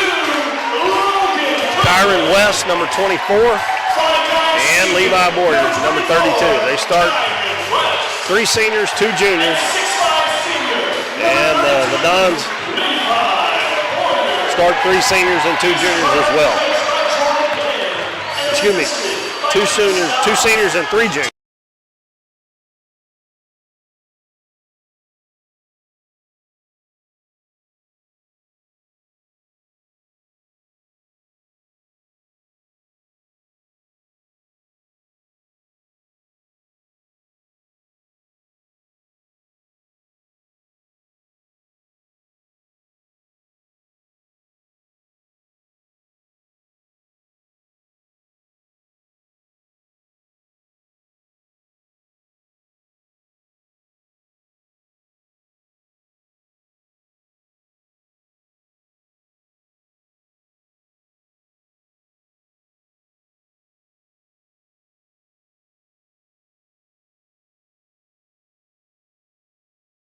Jumping up and down for the ball. Levi Rawlings tries to hit Jones. It goes right through his hands, but it goes right to Brian at the head of the key. Ball down low to Owen. Goes in, scores. He's already got 2 points. The last time they covered him up, but Jones done so good the last time in the second half that they're going to have to not have so many guys in there on Ori, so Ori could have a big game. Marvin dribbles into the paint, goes up for the shot, forces it up, no good. Ball tipped around, and Nolan Zawalka comes out with it. Well, we've played a minute. Dons lead 2-0 in the championship game of the OFC tournament. Ethan Jones bobbles it, gives it back to Zawalka, head of the key. Now left wing to Rawlings. Rawlings throws cross court. I think he was throwing at the Bryant, but he got lucky. Zawalka was there to pick it up. Bryant with a fake, out to Jones, long 3, no good. And Golden with the rebound. He runs it up the center of the floor. Little hesitation. Into the paint, runs over, and an offensive foul. And Ori Owen at it again, drawing a charge. That went on Preston Golden. He was a little out of control going in there. And Ori Owen draws them charging fouls. Bryant guarded by West. Both teams playing man-to-man. And again, they get it down low to Owen. Gets too far into the basket, and then he throws it off a Boyer. Oh, they say Owen touched it last. He tried to throw it off of Boyer, but I guess it came back and hit him before it went out of bounds. Boyer forced him down underneath the basket. Both Owen and Boyer are big and tall, but they're both slight of build. Golden gives it to Marvin between the circles, right wing to West. Dribbles into the paint, elevates for the shot, no good. Tristan Bryant with a rebound. He runs it into the front court. Gives it to Jones, fakes the 3, dribbles baseline. And we got a foul on East Carter on the drive on Logan Copeland. That's 2 fouls on East Carter. And Bryant will inbound underneath the left side of the Dons basket. Played 2 minutes, only 2 points on the board for the Dons. Bounce pass inside to Owen. He turns, shoots, and the ball partially blocked, but Tristan Bryant gets the rebound. Ori not used to having anybody that big in there to block his shot. And a three-pointer, no good, and we got a foul on Ori Owen. Him and Boyer were battling for the rebound. The Dons can't afford to get Ori in foul trouble because East Carter has some big old boys. And they got one on the bench as well. Golden, deep on the right wing, gives it to Boyer. He turns. Owen tried to draw the charge, but they call it a flop. Now Coach Cagle upset as Boyer ties the game at 2. Wonka dribbles into the paint, and we're going to have an offensive foul, I think, on. And their officials are looking at each other, and they're going to call a charge on Nolan Zawonka. Actually, they didn't know what to call there. All three officials are kind of looking at each other. It took them a minute there before they figured out who they were going to call it on. Usually it doesn't take that long. Golden gives it to Kyron West. Looking inside, nobody open. Gives it back to Golden. Golden dribbles into the paint, jump stop, goes up, no good. And Golden gets his own rebound as the ball is tipped around and he lays it in. East Carter on top 4-2. Walker hands it off to Jones. Jones dribbles in, kicks it over to Rawlings. Rawlings dribbles to the elbow. Baseline to Owen. Owen spin move into the lane, puts it up, it's short. And Boyer with the rebound. Coach Cagle wanting the foul. Golden got away with a carry there, but nobody called it. Gives it to West. West dribbles to the baseline, and he traveled. Coach Cagle called it there for the official. The official said, I've got it.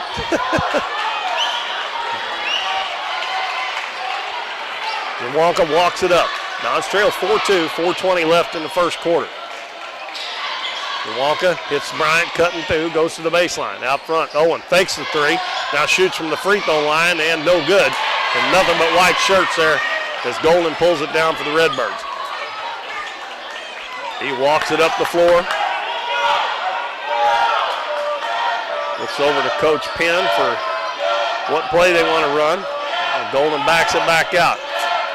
And kind of clear it out. Golden dribbles into the paint, spin move, shot up, man, good. He's a very talented young man, I can tell you that right now. I watch him play a lot. Sometimes I think he gets a little shot happy, but that was a tough shot that went down right there. 6-2. Ball to Rawlings. Hits Bryant going back door. Hands it to Owen. Owen out to Rawlings. He's going to shoot a three. It's good. Levi Rawlings. Makes it 6-5. Redbirds lead with 3:20 to go in the first quarter. Copeland, left corner, gets it into Boyer. Muscles it up, no good. And a rebound to Owen. Good job there by Ori, not the foul.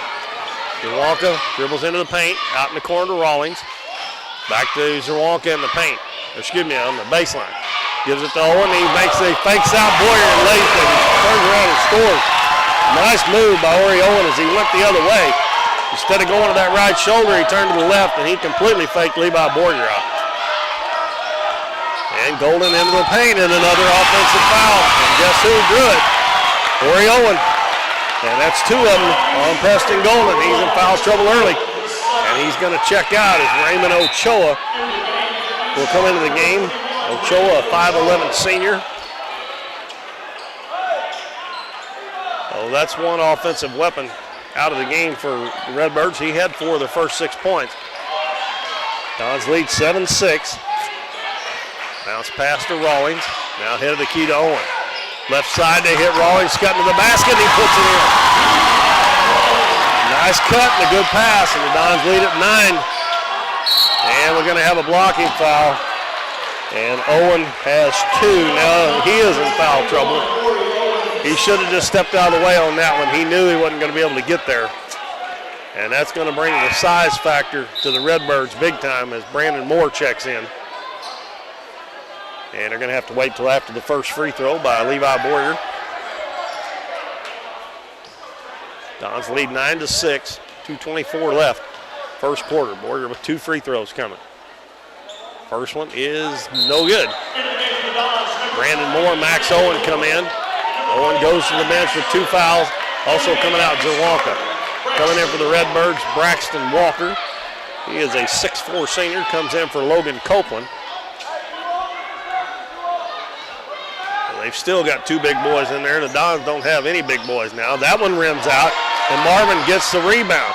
Muscles it up, no good, partially blocked there. And Bryant saves it in, and it's going to be tipped out of bounds by Kyron West. It'll be Don's ball. Good hustle there by Tristan Bryant. It'll be Don's ball in the back court. Up by 3, and Max Owen will throw it in. Gets it into Bryant. Bryant guarded by Kyron West in the back court.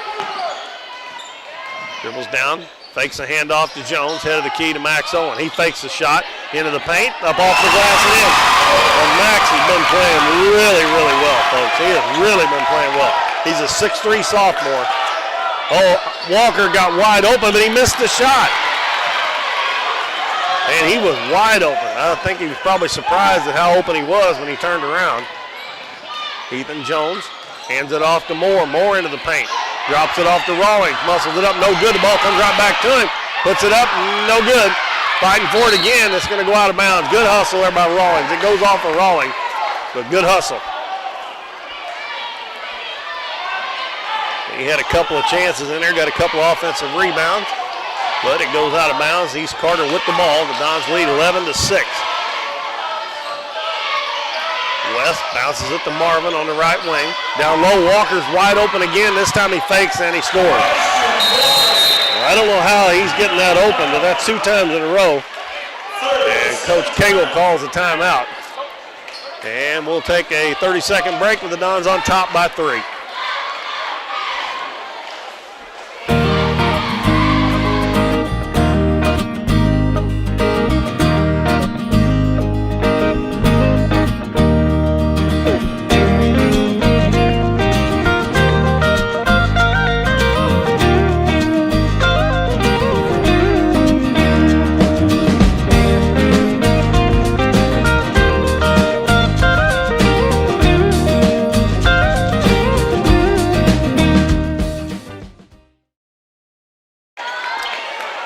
Up 11-8 with 1:18 to go in the first quarter, and it'll be Don's ball. And the Dons have Oriolan already in foul trouble with 2 fouls, and East Carter's probably their leading scorer. Preston Golden also with 2 fouls, and both of those were charges picked up by Oriolan. Moore down low, and the shot put up by Rawlings, missed it, and he got it back, and he put it in. Great work by Levi Rawlings, and a good pass by Brandon Moore. He's penetrating into the paint. Pass to Boyer. Boyer takes it down. We're going to have a reach-in foul.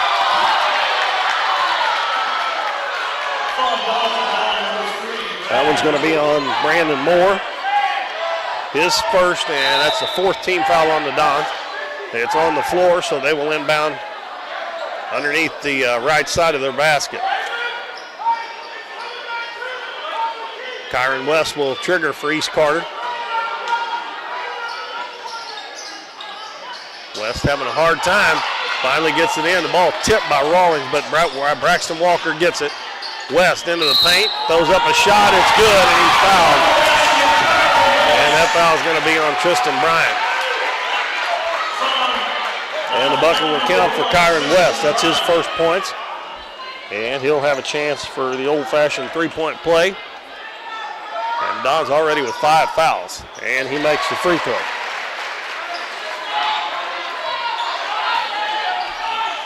13-11, and we got a technical foul called on Coach Cagle.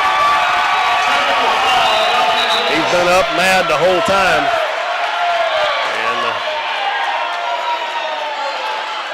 And that's going to be 2 shots and the ball for East Carter, and the Dons have the ball going down the floor. Let's see who they send to the free throw line. Looks like it's going to be Kyron West.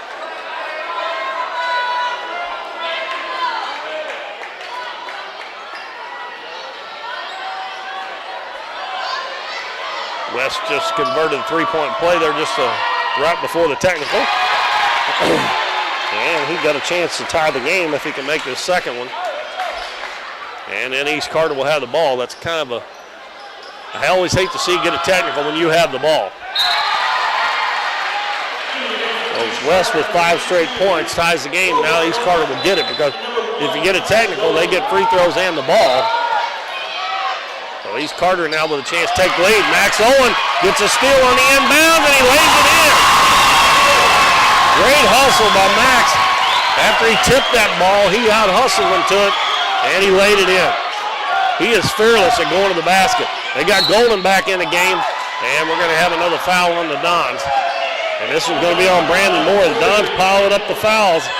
That's one thing that could get them in real bad trouble here because they've only got 3 players on the bench, and they are already in the 1-and-1. Now Alex Harris is coming in for the Dons. And he's going to replace Brandon Moore, who picked up his second foul. Corey Owen already on the bench with 2. 26 seconds left in the first quarter. Dons lead 15-13 here in the championship game of the OFC tournament. Free throw no good. Long rebound pulled down by Ethan Jones.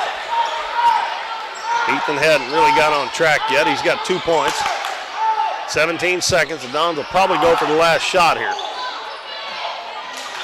Pass to Max Owen with 10 seconds. Rawlings over to Tristan Bryant. To Jones. 3-pointer by Jones is good. Ball just called that just right in time. Quickly into the front court. Golden, a long 3 is short. And the Dons have an 18-13 lead at the end of the first quarter over the East Carter Redbirds in the championship game of the Ozark Foothills Conference Tournament. We'll be back in 1 minute on Current River Broadcasting. We see the potential of her and him and you, of where you're from and what you can accomplish. Because when you set your mind to it, there's nothing you can't do. But reaching your potential isn't just about achieving your goals. It's about helping others, supporting your neighbors, building your community, and investing in people that make a difference. Like her, and him, and you. Because when you're from here, that's just what you do. And from here, we can do anything.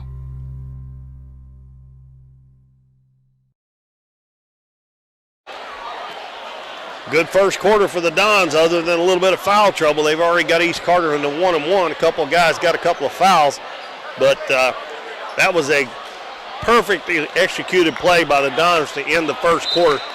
And Ethan Jones knocked down a long 3-pointer with about 2 seconds on the clock.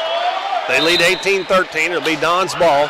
They send out Max Owen, Tristan Bryant, Levi Rawlings, Alex Harris, and Ethan Jones. It's West, Boyer, Copeland, Ochoa, and Marvin for East Carter. The Redbirds also have Preston Golden with 2 fouls. Ethan Jones, right wing. Guarded by Marvin. Dribbles in, hands it behind him to Bryant. Bryant with a little runner. Shot a little too hard. Rawlings with another offensive rebound. And he sticks it back in. Levi 9 points already as West runs it into the front court. Ochoa gives it to Copeland. Head of the key to Marvin. Marvin puts it on the floor. Stops, elevates high for the jumper. No good. Rawlings with another rebound. Gives it to Max Owen. Owen brings it into the front court. Over to Jones, and he dribbles it off his foot, loose on the floor. And Jones is going to give it back to Max Owen. Rawlings dribbles into the paint, kicks it back to Owen. Owen dribbles to the baseline, cut off there by Boyer. Back to Rawlings, and Rawlings drugged the pivot foot as Bryant cut to the basket about the time he was going to pass it to him.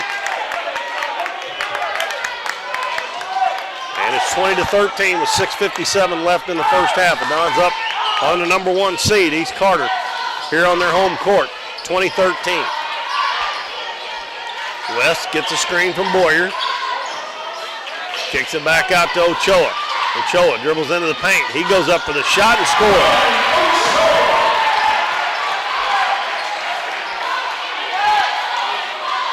(20-15). Nearing the 6.5-minute mark of the second quarter. Rawlings hands it off to Jones, elevates from the free throw line, no good. Alex Harris rebounds, puts it up, no good. Rawlings tips it, no good. And on the rebound, we got a foul on Alex Harris. And the Dons continue to rack up the fouls. And we'll walk to the other end and shoot a 1-and-1. I don't know why they're taking it out of bounds. They're in the 1-and-1.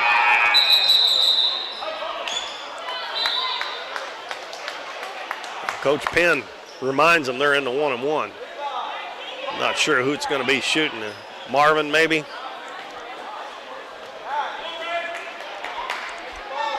No, it's going to be Ochoa. It's the 8th team foul, so it'll still be a 1-and-1.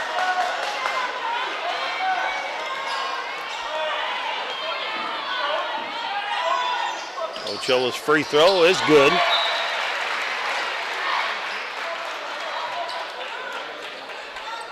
They've already shot 2, 4, 6, 7 free throws, made 4. Ochoa's got 3 points off the bench. That was short, and Ethan Jones clears the board for the Dons. 20-16, Dons up by 4. Jones hands it to Bryant. Bryant hands it to Zerwanka. Zerwanka drives in, lays it up in the left hand, it's good. That little handoff play there. A lot of times you kind of lull them to sleep and you can get a layup out of it, and that's what happened. Boyer catches on the baseline. Turn, fall away, jumper, good. Boy, that's a heck of a shot there by Levi Boyer. And a timeout called by Coach Penn as the Redbirds got back within 4 again, 22-18. 5:51 to go first half. Another timeout. We'll take 30 seconds and we'll be back. At Mathis Timber, our goal is to provide our landowners with the greatest possible financial return on their timber lands, while not damaging young timber or leaving your property in a mess. We have served Ripley County and the surrounding areas since 1939. We will buy your timber on lump sum total or percentage. We have several references upon request. Contact Craig Mathis at 573-429-0996 and see how Mathis Timber can assist you with all your timber harvesting needs.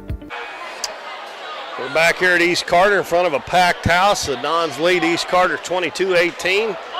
The Donettes have already won the girls' championship 42-39 over Neelyville.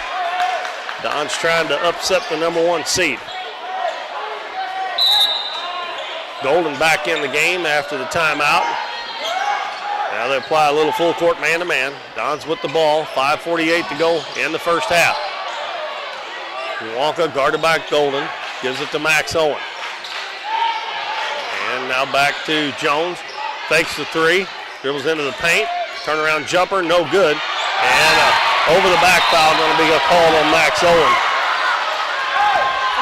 Another little delayed call. We'll walk to the other end and shoot free throws again. It looked like to me. And that second time the same officials forgot that they're shooting a 1-and-1. That is 9 team fouls on Doniphan so far, only 3 called on East Carter. And 2 of those were really early on Preston Golden. Copeland's free throws good.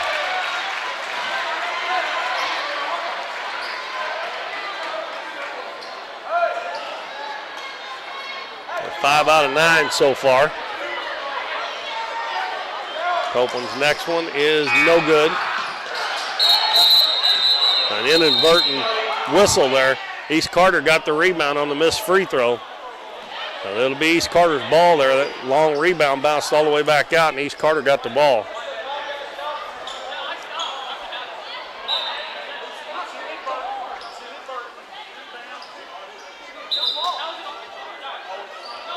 And we got Jake Wilder, a 5'11 junior, coming in for East Carter. He replaces Ochoa. But it will be East Carter's ball because they come up with that ball after the missed free throw. Copeland inbounds it to West. 3-point lead for the Dons. West gets a screen from Boyer, down to the paint, elevates, high off the glass, no good. The ball tipped around, and they're going to get it back again. Golden double teamed, splits that double team, bounces it to Wilder. He travels, makes the basket, but they wipe it off. He took an extra step.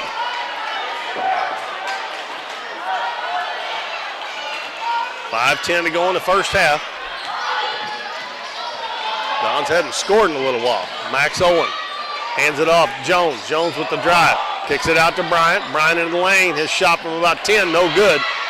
And the ball was knocked out of bounds by the Dons. And they haven't scored in a little bit here.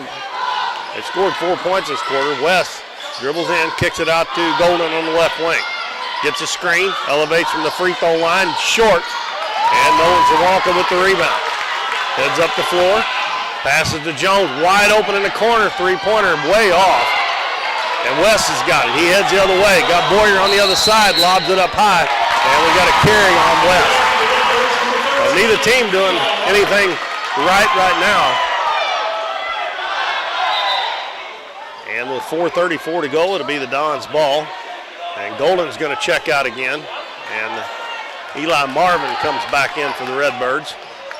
Ori Owen has not been in the game this second quarter. Coach Cagle, if he can keep the lead and keep him out on the bench this whole second quarter, I would imagine he will do that.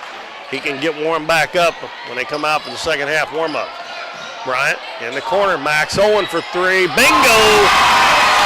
You give Max that corner three-pointer, he'll knock it down most of the time. Marvin quickly back at the other end.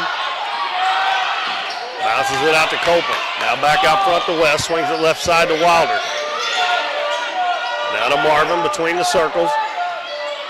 Marvin dribbles to the elbow. Gives it in the corner to West. He's going to fire a three. No good. And another offensive rebound to Marvin. Goes to the elbow, up and under. Forces it up, no good. Boyer with the rebound. Puts it on the floor. And going to have another foul on the Dons. Nolan Zawalka reached in to tie that up. Well, I don't know about that one, folks. Now Nolan's got two. Wow. 10 fouls on the Dons and only 3 on East Carter. I usually don't say much about that, but that's a pretty big discrepancy there. Boyer makes the first one. That is 5 points for Levi Boyer. 25-20. 3 minutes, 51 seconds to go in quarter number 2. Next one is short, and Rawlings with another rebound. I bet Levi's probably got 7 or 8 rebounds already.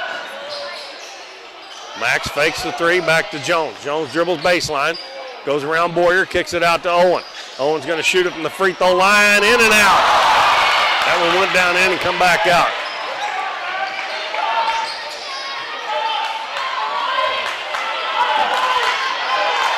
Kyron West for the ball. Dribbles into the paint. Kicks it out to Wilder. Wilder dribbles to the baseline. Back out to Copeland. Headed the key to Marvin. Left side to Kyron West. West dribbles in. Lowers the shoulder. Shot no good. And Tristan Bryant picks it up off the floor. Comes into the front court. Gives it to Jones. Three-pointer. No good. And a rebound by Levi Boyer. Jones. Oh, that should have been a carry. Takes it all the way, tries to get it inside, the ball knocked away, he gets it back, and he scores. That's happened, I don't know how many times tonight to the Doniphan ball team. It happened 2 or 3 times to the girls where they made a good play and knocked it away, but the ball just went right back to the other team. 25-22. Dons lead by 3. Nolan Zawalka dribbles off, and a backdoor pass is a bad one by Zawalka. And Ethan Jones dives, tries to save it, but he can't quite get to it. Raymond Ochoa back in for the Redbirds for Wilder. And the Redbirds, also Alex Harris come in, give Levi Rawlings a break. West dribbles around the screen on the left wing. Throws it to Boyer. They collapse on him. Bryant takes it away. Bryant, one-on-one, crossover, lays it up and is blocked, but they're going to call a foul.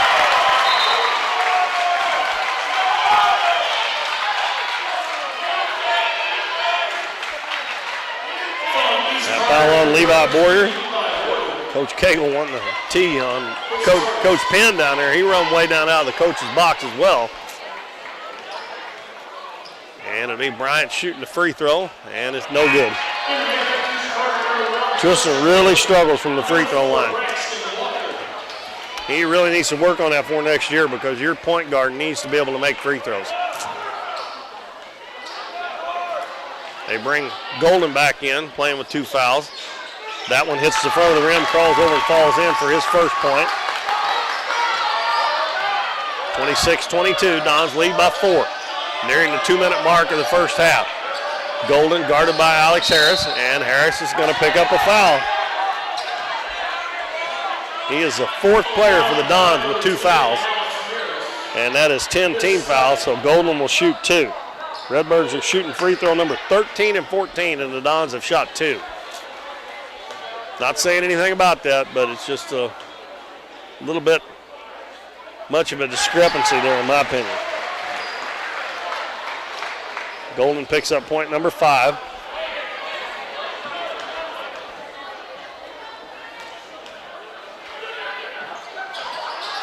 And that one bounces around and falls in as well.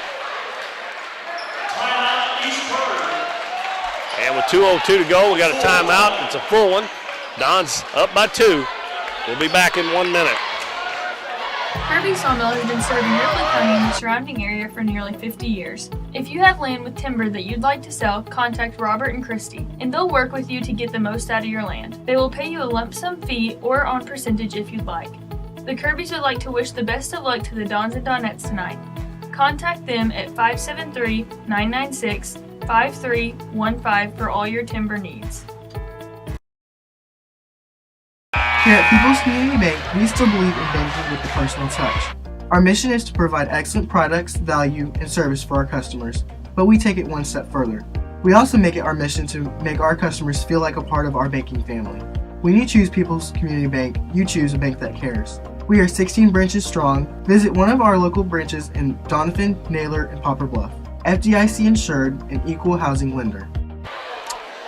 We're back here at the East Carter High School gym in Elsinore. We've got 2:02 left first half of the Varsity Boys Championship. Clinging to a 2-point lead over East Carter, the number 1 seed. The Dons are the number 2 seed. Corey Owen has not played this quarter. He picked up 2 fouls in the first and been on the bench ever since. Dons send out Max Owen, Tristan Bryant, Ethan Jones, Nolan Zawalka, and Alex Harris. And it's going to be Don's ball with a 26-24 lead with 2:02 left in the first half. East Carter sends out Ochoa, Golden, West, Braxton Walker in, and Marvin. Tristan Bryant will bring it up, met by Ochoa. Gives it to Max Owen. Now to Zawalka. Zawalka hits Bryant cutting through on the baseline. Head of the key to Harris. Harris hands it to Max Owen. Jumper from the free throw line short. And West with the rebound.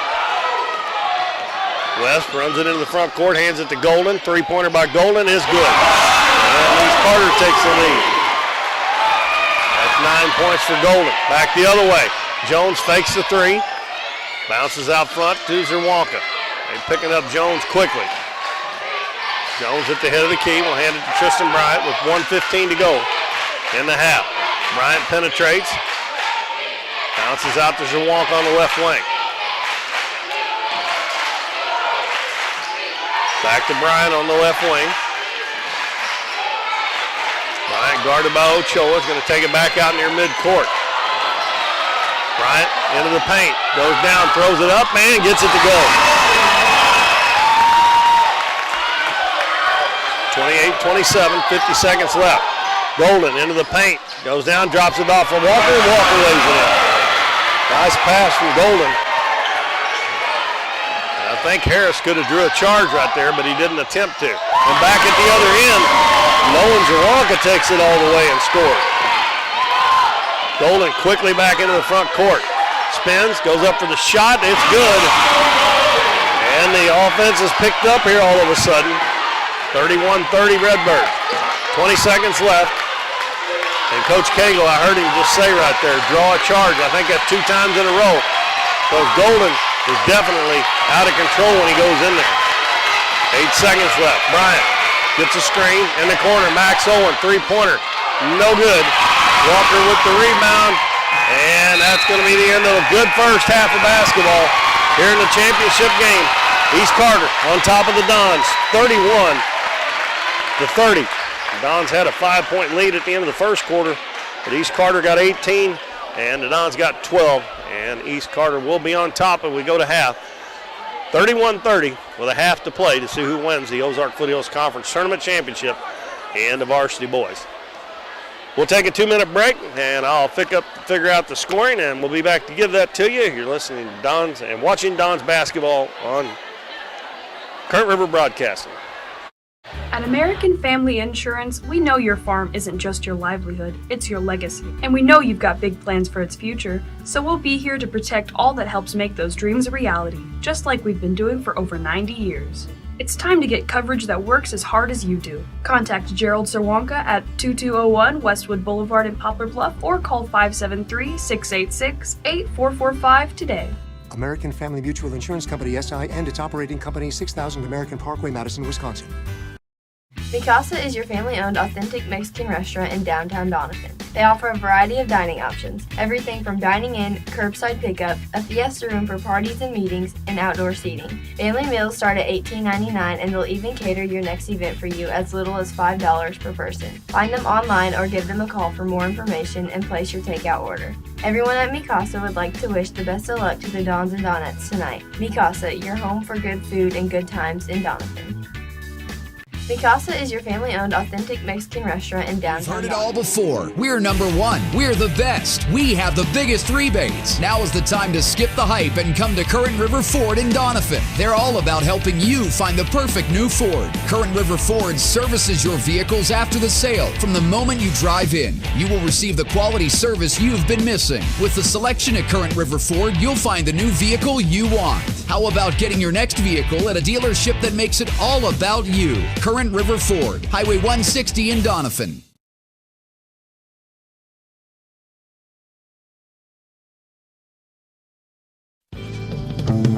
Davis True Value is proud to sponsor the Dons and Donettes for another exciting ball season. Just like the Dons and Donettes, Davis True Value knows hard work wins the game. They are your selection, service, and savings destination hardware store, serving the area with paint, plumbing, electrical, lawn and garden, and housewares. Your local True Value hardware with so much more. From window repair to chainsaw sharpening, we are the store of first choice. Behind every project is a True Value. True Value.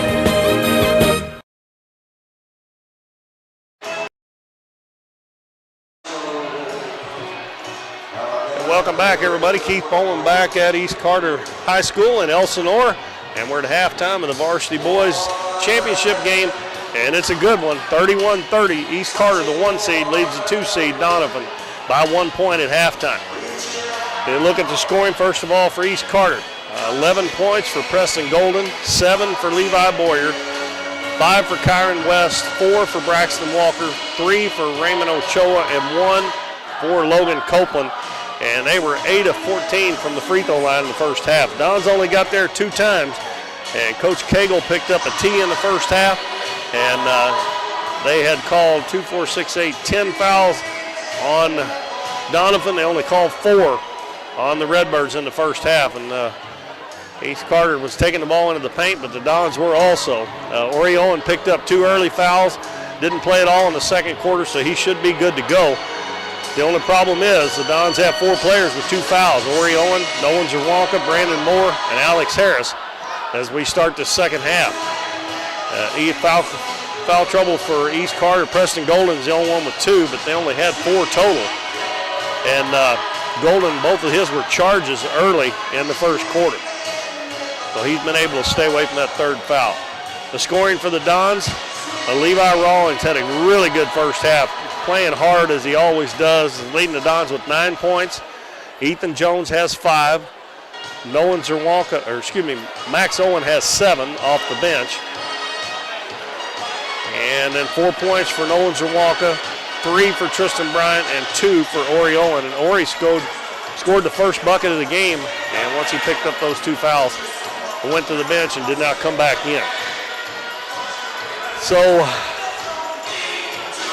I think, let's see, the Dons hit, Levi Rawlings hit a 3, Ethan Jones hit a 3, and also Max Owen. So they hit 3. East Carter only hit 1. They got most of their points in the paint on 2-point baskets. So it's 31-30 in favor of the Redbirds here at halftime. The girls, Doniphan girls, won 42-39 in a close one against Neelyville. And the Donettes are your regular season and tournament champs of the Ozark Foothills Conference for 2021. Boys trying to claim the conference tournament championship. East Carter won the regular season conference trophy. We're going to take another 2-minute break, and we'll be back with more at halftime here at the Dons Trail 31-30. For nearly 60 years, Davis Sawmill in Doniphan is your place to go for selling timber in the area around Ripley County in Arkansas. If you have cut logs or standing timber to sell, William, Debbie, and their sons will work with you to make sure you get a fair price. If you need something hauled, they also have Little Black Trucking with flatbeds for hire. Family owned and operated for 5 generations, everyone at Davis Sawmill would like to wish the best of luck to Emily, Taylor, and the rest of the Donettes this season. Give them a call at 573-996-7830. Current River Bait and Tackle is more than just a convenience store. They serve hot lunches every day, including burgers that are made fresh and by hand every morning. If you're heading to the river or favorite fishing spot, check out their large selection of fishing supplies. But most of all, come experience the friendly service at Current River Bait and Tackle on Highway 160 in Doniphan. The Kirby Law Firm of Doniphan would like to congratulate the Doniphan Dons and Donettes on a great season. We are proud to see great athleticism, sportsmanship, and work ethic from all of the OFC teams. You make Southeast Missouri proud. The Kirby Law Firm extends our services throughout the area and is known for providing legal services in a professional, experienced setting.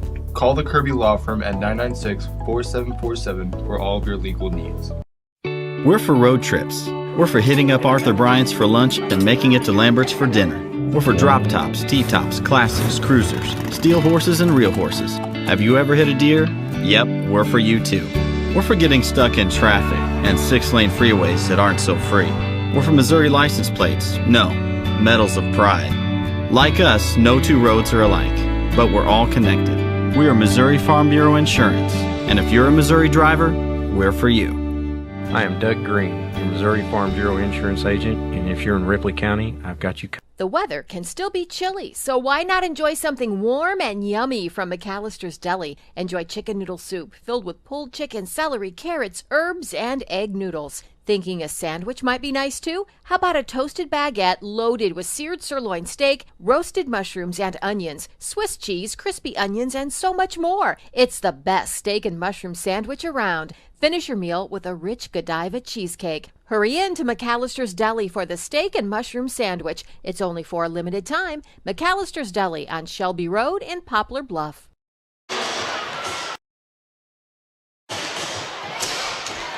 We're about 2.5 minutes away from the start of the second half. The Dons trail East Carter 31-30 at halftime. Another close game with East Carter, just like it was the first time, which East Carter won on a tip-in at the buzzer by 2 points. And it looks like we may be headed for that kind of finish again. Dons hopefully will be able to get Orion back out there and keep him out of foul trouble. Get some height back out there on the floor because the Dons are definitely undersized with him off the floor.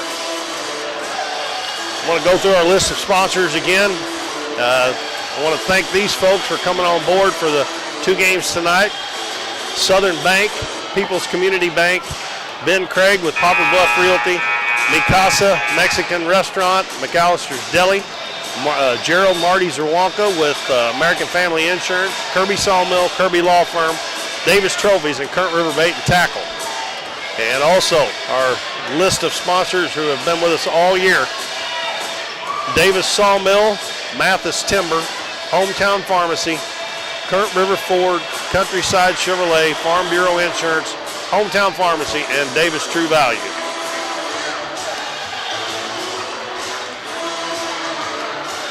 I hope here in the second half the Dons can get to the free throw line a little bit more and keep East Carter off the line. 10 fouls to 4 in that first half. They need to try to reverse that or at least get close to that here in the second half. And Ethan Jones, hopefully the first game here, he didn't do much in the first half. Dons were down big at halftime the last time, and they went on a big run, and it was triggered by Ethan Jones. He got hotter than a firecracker in the third quarter when they come out. Hopefully he'll be able to do the same thing here and get Ori involved as well, get some points from him. And the Dons only trailing by 1, so right now in pretty decent shape heading to the second half. And 16 minutes on that clock. It'll be a little longer than that regular time. One of these teams will be holding up that championship trophy. And it will be East Carter's ball. They send out West, Golden, Boyer, Marvin, and Copeland. The Dons, Tristan Bryant, Nolan Zerwanka, Levi Rawlings, Ori Owen, and Ethan Jones. Golden got hot there in the second quarter, and he's leading East Carter with 11 points. Looks like the Dons may be going to a zone here, at least this trip. They're in a 2-3 zone. West is double teamed. Gets it to Marvin in the paint, off to Boyer, puts it up, the shot blocked. And the Dons are going to come out with it. Ori Owen with the block. Zerwanka, what a catch there by Ori Owen. Now he's going to take it back into the paint, and he lays it in, and he is fouled. And that gives the Dons a lead. That pass had some zip on it from Nolan Zerwanka. And Owen at 6'6" had to jump really high to catch that. And when he caught it, he come down on both feet and made a move, went to the basket, got fouled by Boyer, and count the basket. And he'll try for a three-point play, and it's no good. 32-31 Dons, just underway in the third quarter. Golden dribbling out front with it. Dribbles over towards the left side. Looking to Coach Penn. Still dribbling with it, just dribbling back forth between his legs. Gets a screen, step back, three-pointer, up and good. I'll tell you what, he's smooth. I still think sometimes he takes some bad shots, but boy, sometimes he looks really smooth, and that was one of them. We've played a minute, 34-32, in favor of East Carter. And the ball knocked away from Jones. It went off his knee, and it's picked up by Logan Copeland. And West runs it into the front corner, gives it to Boyer. Boyer goes in, forces it up, no good. We got a foul. And we'll see if that one's on Ori Owen. And it is. That's his third. Ori went for the fake out there when he put the ball on the floor. Just stayed on the floor. Boyer's a good shooter, but need to make him make that. And Boyer misses the first one. East Carter just barely shot over 50% in the first half, or they could have had a bigger lead than what they had. That one's no good. And Marvin with the offensive rebound. His shot is blocked out of bounds by Owen. Too many times they're getting offensive rebounds. That's the second time Marvin's got one. He's only about 5'10" or 5'11". West gets the inbounds pass. Back out front to Copeland. Now to Golden, and he just lost it. Dropped it out of bounds.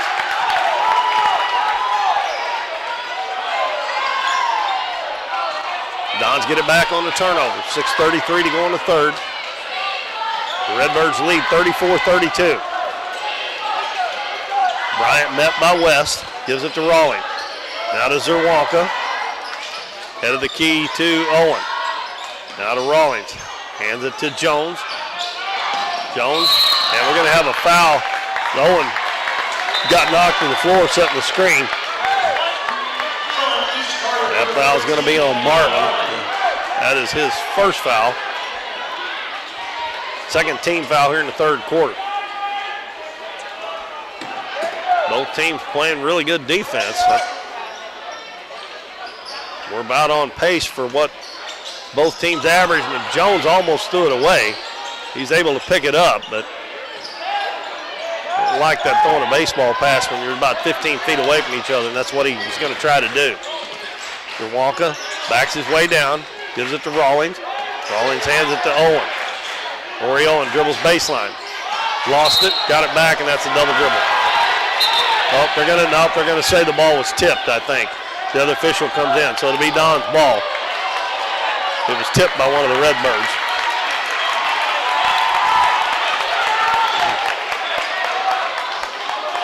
Owen lobs it in, gets it right back against Boyer. Fall away jumper is no good, and I wish he'd quit falling away. Take it right at him. Boyer's got a couple of fouls. Boyer usually don't shoot a fall away jumper, but he was falling away on that one. Marvin with a nice catch. Kicks it back out. Copeland, head of the key now to Golden. Golden stops at the free throw line. Now to Copeland. Copeland dribbles baseline. Hands it back to Boyer. Boyer out to Golden, another three-pointer. That one's no good. And a good rebound by Nolan Zawalka. Throws it over the top, and Rawlings off his hands.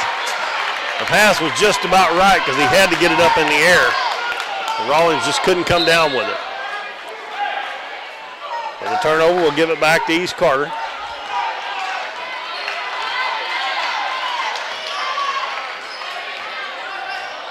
(34-32). Golden gives it to Boyer, now left side to Marvin. Head of the key to West, into the paint. Kicks it back out to Copeland. Good defense there by the Dons. Copeland, right wing. Bounces down low to Boyer. Boyer goes up with the left hand and he scores. Boyer's got 9 points and the lead is up to 4 for East Carter. Dons struggling to score here in the third quarter. Bryant gets his man in the air.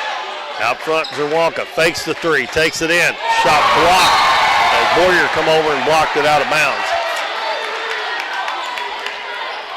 And the Dons having a hard time getting Ethan Jones open. Eli Marvin has been guarding him. And the Dons get it inbounds right back to Owen. Owen goes up and missed it with an air ball again. Pass ahead, Golden on the baseline. Throws it back out, and it's going to go into the backcourt. Bryant trying to get to it first, and it's going to be over and back on West. West claimed that Bryant got to it first, and then he come away with it. But if Bryant would have got to it first, he would have come away with it. Levi Rawlings checks out, and Brandon Moore checks in for the Dons. Dons have only scored 2 points this quarter. East Carter's only got 5, but inbounds pass to Moore. Into the paint. Out to Owen. Fakes a shot. Going to take it in. And he's going to go up, force it up, no good. He gets it back. Puts it on the floor, puts it up and in. I don't know why he had to dribble it, but it worked out all right. 36-34. Another low-scoring quarter. Redbirds up by 2 points. West dribbles into the paint. Tries to get Bryant in the air, missed it. And Bryant's going to come away with the rebound. Don's got a 3-on-2. Over to Jones. Open for the three-pointer. It's good. There we go. Thought he got fouled too, but the official held up his hand, but it was just to show that it was a three-point shot. Don's back up 37-36. West, right wing to Copeland. Now baseline to Boyer. They run a motion offense. They're trying to get that ball inside to Golden. Brandon Moore's guarding him right now. He's posting up. Gets it on the baseline. Dribbles baseline. Bulls his way in. Missed a shot. Tipped it up. I don't know how come they didn't call offensive foul on him the first time when he went in there, but he's going to get fouled by Brandon Moore on the second, on the tip.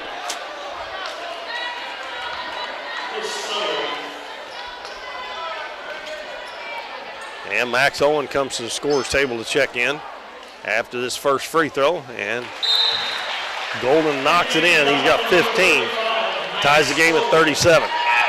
Levi Rawlings also coming in. Zawalka checks out, and Brandon Moore checks out with 3 fouls. Golden trying to put the Redbirds back on top in front of a full house here at East Carter. 16 points now. And East Carter back up by 1. Bryant penetrates, backs it back out, gives it to Max Owen. He's open for 3, and it's good. Max is instant offense, folks, when he comes in. He just, first time he touched the ball, and he fired it up and hit a 3. 40-38. Don's back on top as we seesaw back and forth. And West got away with a travel, missed the shot. Boyer rebounds underneath. He missed it, got it back again, and he put it in with the left hand. I don't know how they keep missing those travels. West, he moved over there about a foot or 2 without putting the ball on the floor. Jones catches, Eli Marvin right in his back pocket. Owen goes to the free throw line. Out to Bryant, fakes the shot. Going to put up the little jumper, no good. Golden with the rebound. Heads to the other end. Passes to Marvin. Marvin picked up. Ball tipped away. Stolen by Rawlings. Gives it to Max Owen. Owen will bring it up. Now he'll slow it up. Got to get some help. And he is knocked down. Man. Surprised they didn't call a travel because they definitely didn't call a foul. They've only called 6 fouls on East Carter in this whole game. Owen gets open on the left block. Puts it on the floor, fakes one way, goes the other, and he missed the shot. And again, no foul called. All kinds of contact. I don't get it, folks. Golden drives to the basket. He missed it. Ball tipped around. And Marvin goes up with it, but he traveled first. Now we are tied at 40 all. 1:05 to go in the third quarter. And I just can't figure out why they're not calling a foul down here on Boyer on that last shot with a clear foul.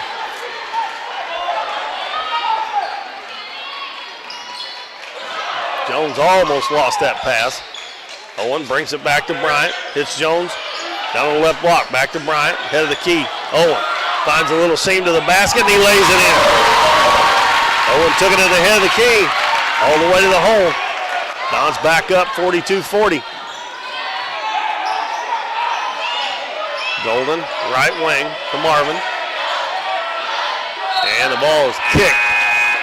They're knocked out of bounds by Max Owen. Raymond Ochoa comes in for Logan Copeland. And Nolan Zerwanka also coming in. Tristan Bryant's going to get a break here at the end of the quarter. Probably come back in fourth quarter. 30 seconds to go.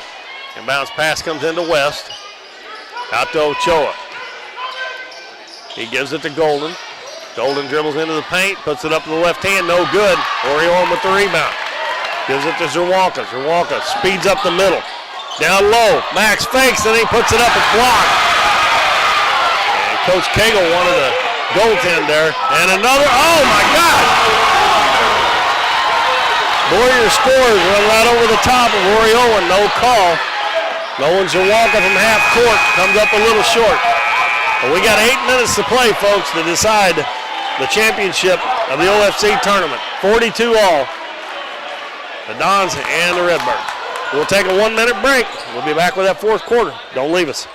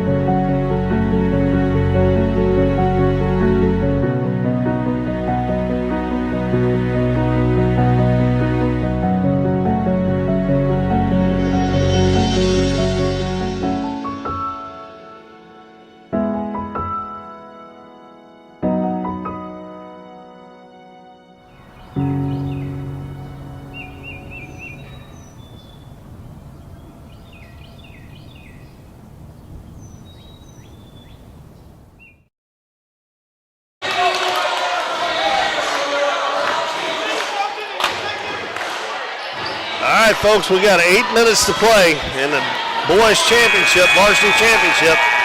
And whoever scores the most points this quarter is going to win because we are tied 42 all. We're right back where we started from at the beginning. It'll be Don's ball. Both teams only have 2 team fouls.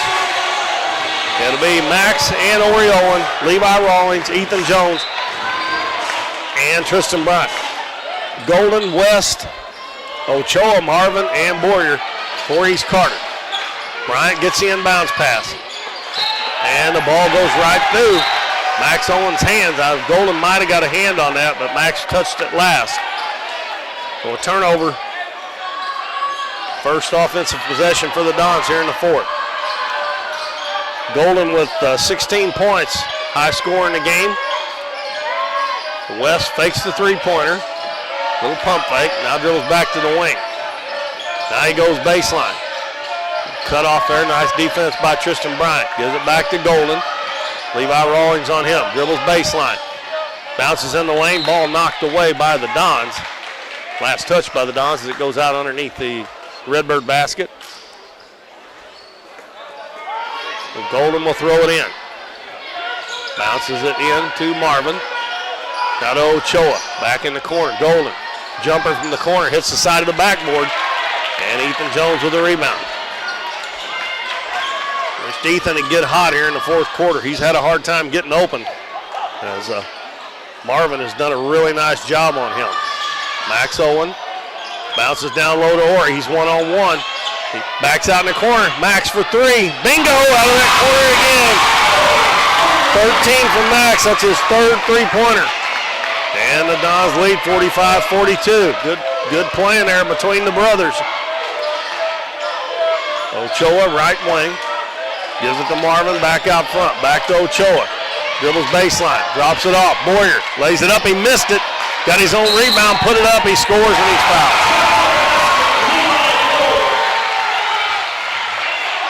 Fouls on Levi Rawlings. Now Boyer with 15 points. So he and Preston Golden have almost all of the East Carter points. He's got a chance to get number 16, and that would tie him with Golden, but he misses the free throw. So the Dons stay up 45-44. 6.5 minutes left in the ball game. Bryant bounces it to Max Owen. Head of the key to Ori Owen. Fumbled it. Back to Bryant. Now Jones open for three. He's short. Levi Rawlings on the inside gets the rebound. We're going to have a foul called over the back. And the foul's going to be on Ochoa. Kind of wish they hadn't called that because I think the Dons were going to score. But again, good work by Rawlings on the offensive board. Jones gives it back to Owen. Back out front to Jones near the center court circle. Going to get a screen from Owen. Bounce pass to Owen. Goes in, up and under, and he's fouled. Perfect pick and roll between Ethan Jones and Ori Owen. And Ori gets the bucket. And the foul is on. And they got it on Kyron West. Ori with 10 points now. And finally the Dons make a free throw to give him 11. And that gives the Dons a 48-44 lead with 6:05 to go and a timeout. In this championship game of the Ozark Foothills Conference Tournament, Dons up by 4. We'll take a 1-minute break. Be back after these messages. Do you have a special occasion coming up? Davis Trophies can help you find the award for your event. We can custom make your trophies, plaques, acrylic awards, or medallions to fit your needs. We also have specialty items such as insulated tumblers and water bottles. Tumblers and water bottles come in a variety of sizes and colors and can be personalized with a logo, graphic, monogram, or school mascot. Call us today at 573-996-5649 and let us help you make your event or special occasion one to remember.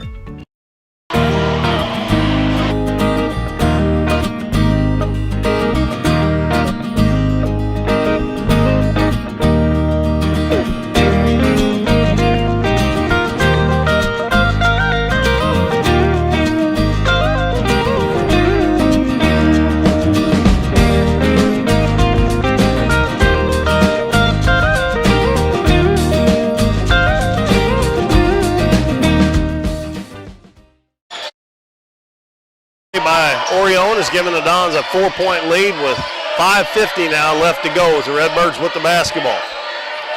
West gives it to Marvin. Now to West back on the baseline. Penetrates a little bit. Gives it to Boyer. Turnaround jump hook. No good. Air ball. Max Owen with the rebound for the Dons.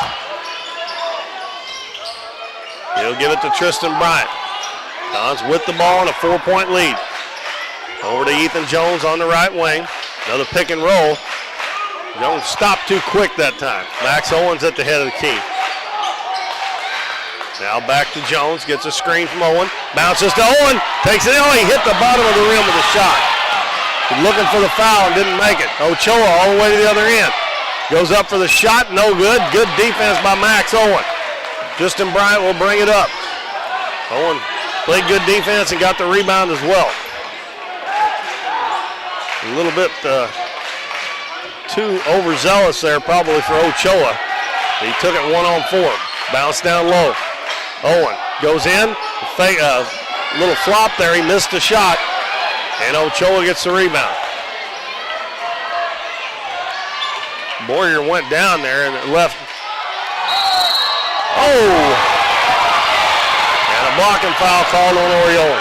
And that's number 4. And we still got 4.5 minutes to go. And that's going to send Golden back to the free throw line, as they continue to get to the free throw line way more than the Dons. 4th foul on Oriola. We'll see how that plays out with 4.5 minutes to go. Golden makes the first one. He's got 17 now. And Raymond Ochoa checks out. And Logan Copeland will be back in for the Redbirds. 2 free throws good. And another timeout called, this time by East Carter, as they cut the lead to 2, 48-46. 4:33 to go in the ballgame.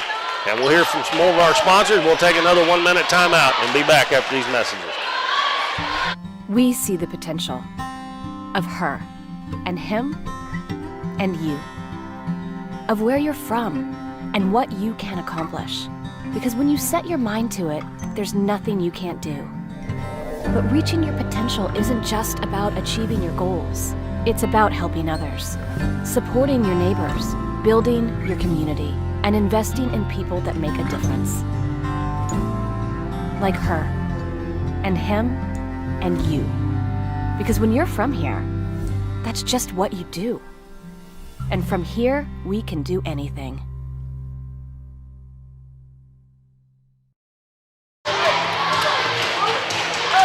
48-46 our score here at Elsinore. The East Carter Redbirds trail the Dons by 2. 4 minutes and 33 seconds left in the ball game in the championship game of the OFC tournament. Earlier tonight, the Donettes defeated Neelyville 42-39 to claim the girls' trophy, first place. And they run their record to 19-3. The Dons trying to get to 18-7 here on the season. And the East Carter and the Dons have a good battle going on here with 4:33 to go. It's Bryant, Jones, both Owens, and Levi Rawlings. Man-to-man defense, full court. Rawlings dribbles to the free throw line, hands it to Jones, and Eli Marvin has done a marvelous job on him, but Jones takes it to the basket, and his shot blocked by Levi Boyer. Boyer heads to the other end, dribbles in, stops and pops, and missed it. And Rawlings, ball loose on the floor, and Max Owen comes out with it and gets it off to Bryant. Next tie ball, if we have one, is going to East Carter, so that was a good job to get it out of there before he got tied up. Rawlings dribbles to the baseline all the way to the hole. He lays it in. Oh, come on. He's all the way to the basket. You got to be kidding me. I'm telling you, folks, they definitely need to put that arc in like they have in college and the pros. That is, the ball had already went through the basket. Used to, they counted the basket if they let go of the ball before it goes through, but they don't do that anymore. Nobody ought to get penalized for when the ball has already left your hand if it goes in. West gives it head of the key to Marvin. Had the exact same thing at the other end with Boyer a while ago, and they didn't call nothing. Marvin in the corner to West. Corey Owens got to be careful. He's got 4. Him and Boyer fighting down low. Golden holding the ball out front with 3:10 to go. Backs it up near midcourt. Left wing to West. West into the paint. Gets his man in the air. Puts it up and no good. Ball's out of bounds. Last touch by Kyron West. And it'll be Don's ball. We have only had 6 points scored by the Dons and 4 by East Carter this quarter in 5 minutes. Ethan Jones brings it up. And he's calling for Owen to set a screen. Owen's going to fire up a 3 from the wing, and it's good. Oriola with a three-pointer. And the Dons lead by 5. We're under 3 minutes to go. We'll guard the three-point line now. Golden fire one up. West puts it on the floor, lobs it to Boyer about the elbow. Takes it in, and again, he knocks Owen down and no call. No, not either way. And he gets his own rebound and puts it in. I have never seen so many people get knocked down and no call either way. 51-48 with 2:10 to go. Tristan Bryant gives it up to Levi Rawlings. Rawlings over to Max Owen. Max crossover dribble. Hands it off to Ethan Jones. And we're going to have a holding foul. And it's only going to be team foul number 5 on East Carter, I believe.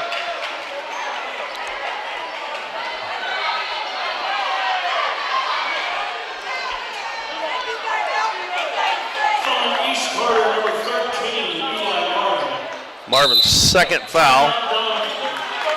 And with 1:59 to go, Coach Cagle calls the timeout. It's a short one. We'll keep it here. It was 42 all at the end of the third quarter. And the Dons have scored 9. East Carter scored 6. And that means they have a 3-point lead as we're 1 second under 2 minutes left in this championship game.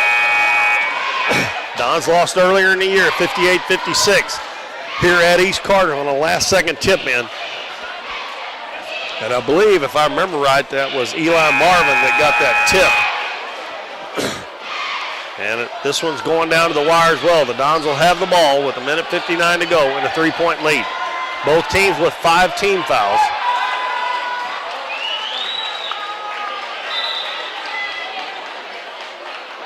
Nolan Zerwanka is at the scorer's table. I don't know if they'll let him check out in during the timeout or not. East Carter's still in their huddle. They're wiping up some wet spots on the floor. But Zerwanka getting ready to check back in.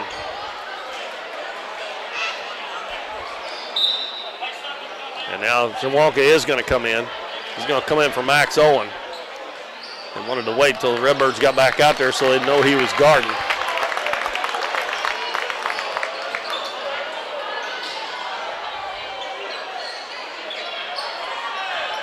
And Nolan Zerwanka will throw it inbounds. They're still cleaning up the water. I don't know why in the world they get so far out on the floor with their taking their drinks and during their timeouts. Coach Penn still wiping up water. All right, now we're ready to go here with a 3-point lead, 51-48 for the Dons. And bounce pass comes to Bryan in the backcourt. Kyron West forces him to the right side. Out front to Zerwanka. Over to Rawlings. And Dons look like they're going to run a delay game, but they get a layup and Zerwanka lays it in. So that's what they were looking for. You lull them to sleep. Golden picked up at the 3-point line by Rawlings. 5-point lead. Passes over to Copeland. Now to West. He's going to shoot a 3. No good. Offensive rebound by Copeland. He goes up with it and no good. And Nolan Zerwanka with the rebound. Passes up the floor. Rawlings got behind the defense. Put it in. Rawlings got that one. He's got 11. Back at the other end. Golden for 3. 21 points for Golden. And it's a 55-51 lead. They had a little flurry of points scored there. And we got a timeout. It is a full one. So we'll take a 30-second break. And we'll be back with the Dons up by 4. Sawmill has been serving Ripley County and the surrounding area for nearly 50 years. If you have land with timber that you'd like to sell, contact Robert and Christy, and they'll work with you to get the most out of your land. They will pay you a lump sum fee or on percentage if you'd like. The Kirbys would like to wish the best of luck to the Dons and Donettes tonight. Contact them at 573-996-5315 for all your timber needs.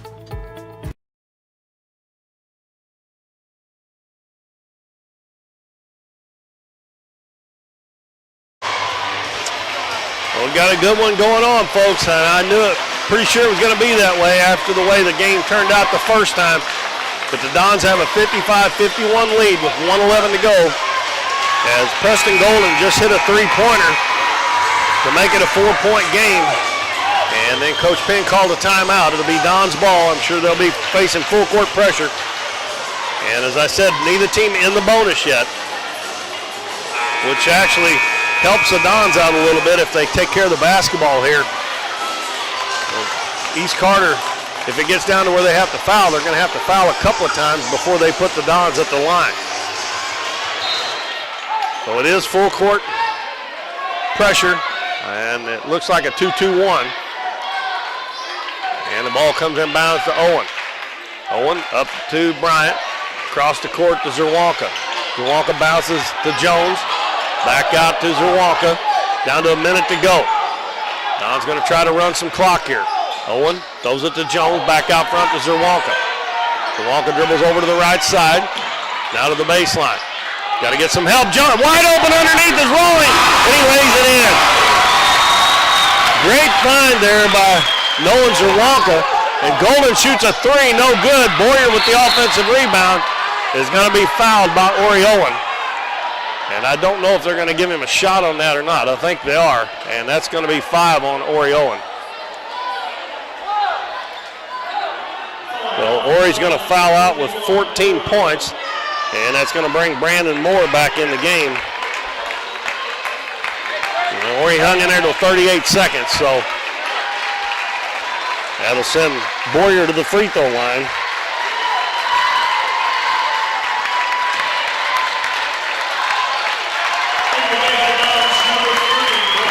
Ori will get a big hand from the Doniphan fans, and folks, there was a bunch of them here tonight.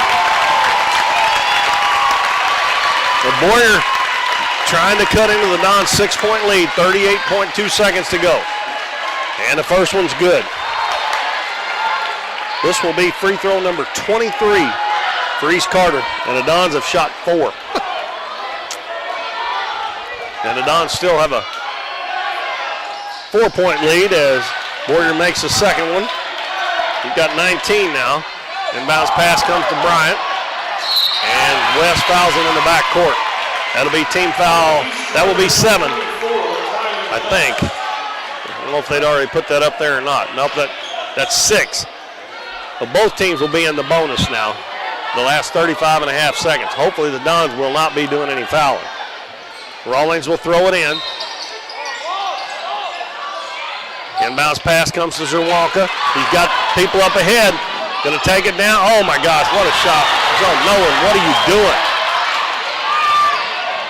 Golden fakes the three, dribbles to the baseline. He missed a layup. Hit the bottom of the rim. I mean, he's going to foul. And I have no idea what Nolan Zerwanka was doing down there. He should have pulled that ball back out. But it didn't hurt the Dons. The foul was on Golden, his third.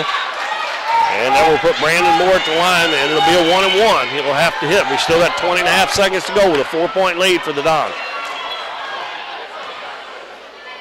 Eyes it up, and it's good. Big free throw by Brandon Moore. The 2-possession game, and that is Brandon's first point in the ball game. Dons will put all 4 players back at the other end. Next one up, and no good. 5-point lead. West quickly into the front court. Boyer to Marvin. He's going to fire up a long three, and it's good. Oh, my goodness. Marvin's first 3 points of the game. Wow, 58-56 with 12.4 seconds to go. It's a 30-second timeout. I didn't figure they had any left, so can't sit down on the bench if it's a 30-second timeout. Only if it's a full timeout. Got to stay on the floor. Well, I believe that's the same score as we had in the last game when these two teams played, only it's reversed with the Dons on top. And if they get it inbound, they're going to get fouled immediately if East Carter doesn't steal. So they're going to have to hit, if they can hit 2 free throws, that might sew it up. There's not much time left because they'll use a little bit of time, but the first thing they got to do is get it inbounds. And it will be a 1-and-1 because there's only 17 fouls on East Carter. Well, the Dons have put all 4 players in the back court to get the ball in bounds.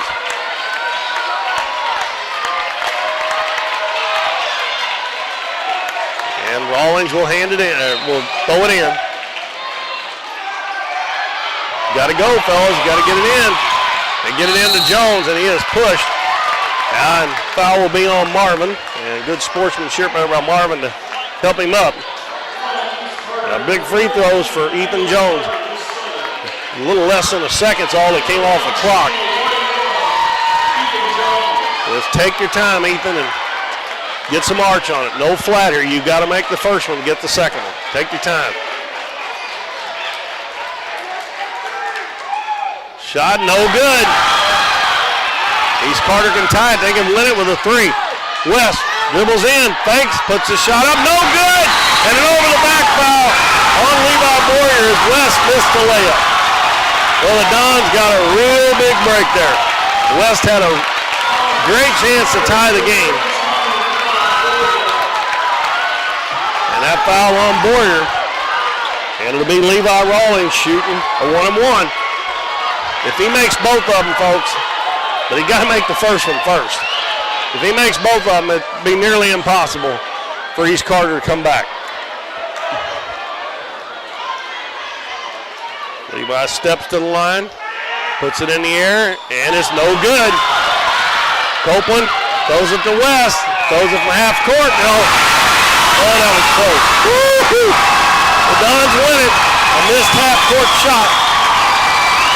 58-56. In a close one. Actually, folks, I am going to look at that, but I'm pretty sure that's exactly the same score as the last time they played. Yep, it was 58-56, but Doniphan won the last time. East Carter won the last time. So Doniphan takes home 2 first-place trophies, the girls and the boys. The girls over Neelyville on a 3-point win, and the boys with a 2-point win over East Carter. Whew. Well, that was close. Well, they need to work on making them free throws, though. They could have made it a lot easier on themselves. And the boys will accept the first-place trophy. And they beat the Redbirds here on their home court. And a big crowd here from Doniphan tonight to see both teams win the championship. 58-56. We'll take a couple minutes and we'll come back and give you the final scoring and wrap things up. We'll be back in 2 minutes. Here at People's Community Bank, we still believe in banking with the personal touch. Our mission is to provide excellent products, value, and service for our customers, but we take it one step further. We also make it our mission to make our customers feel like a part of our banking family. When you choose People's Community Bank, you choose a bank that cares. We are 16 branches strong. Visit one of our local branches in Doniphan, Naylor, and Poplar Bluff. FDIC insured and equal housing lender.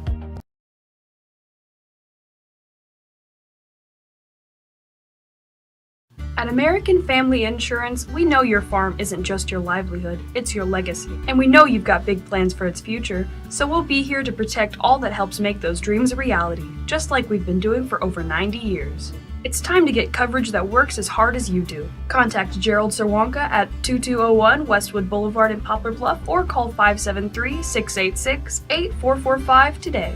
American Family Mutual Insurance Company, SI, and its operating company, 6000 American Parkway, Madison, Wisconsin.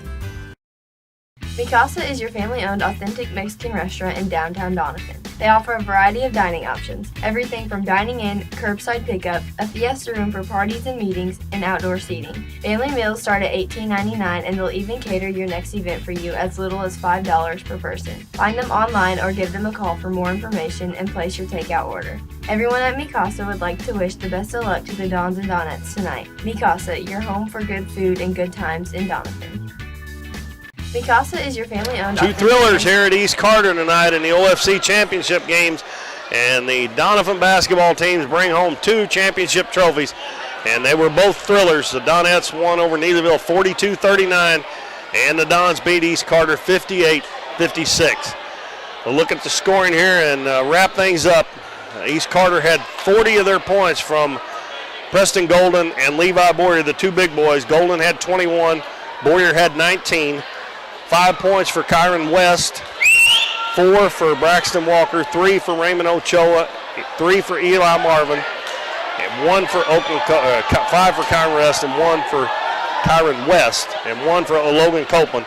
They were 14 of 23 from the free throw line. They outscored the Dons by 11 from the free throw line, but the Dons were still able to get it done. And the Dons were led in scoring by Oriolan with 14. Levi Rawling, big game for Levi. 13 points and no telling how many rebounds. And Max Owen, the sophomore, come off the bench, scored 13, had 3 big three-pointers. Ethan Jones finished with 8, 6 for Nolan Zawalka, and 3 points for Tristan Bryant, 1 for Brandon Moore. And the Dons win at 58-56. Donettes win 42-39. And the Dons go to 18-7 on the year. Before we go off the air again, we want to thank all the folks who sponsored tonight's games.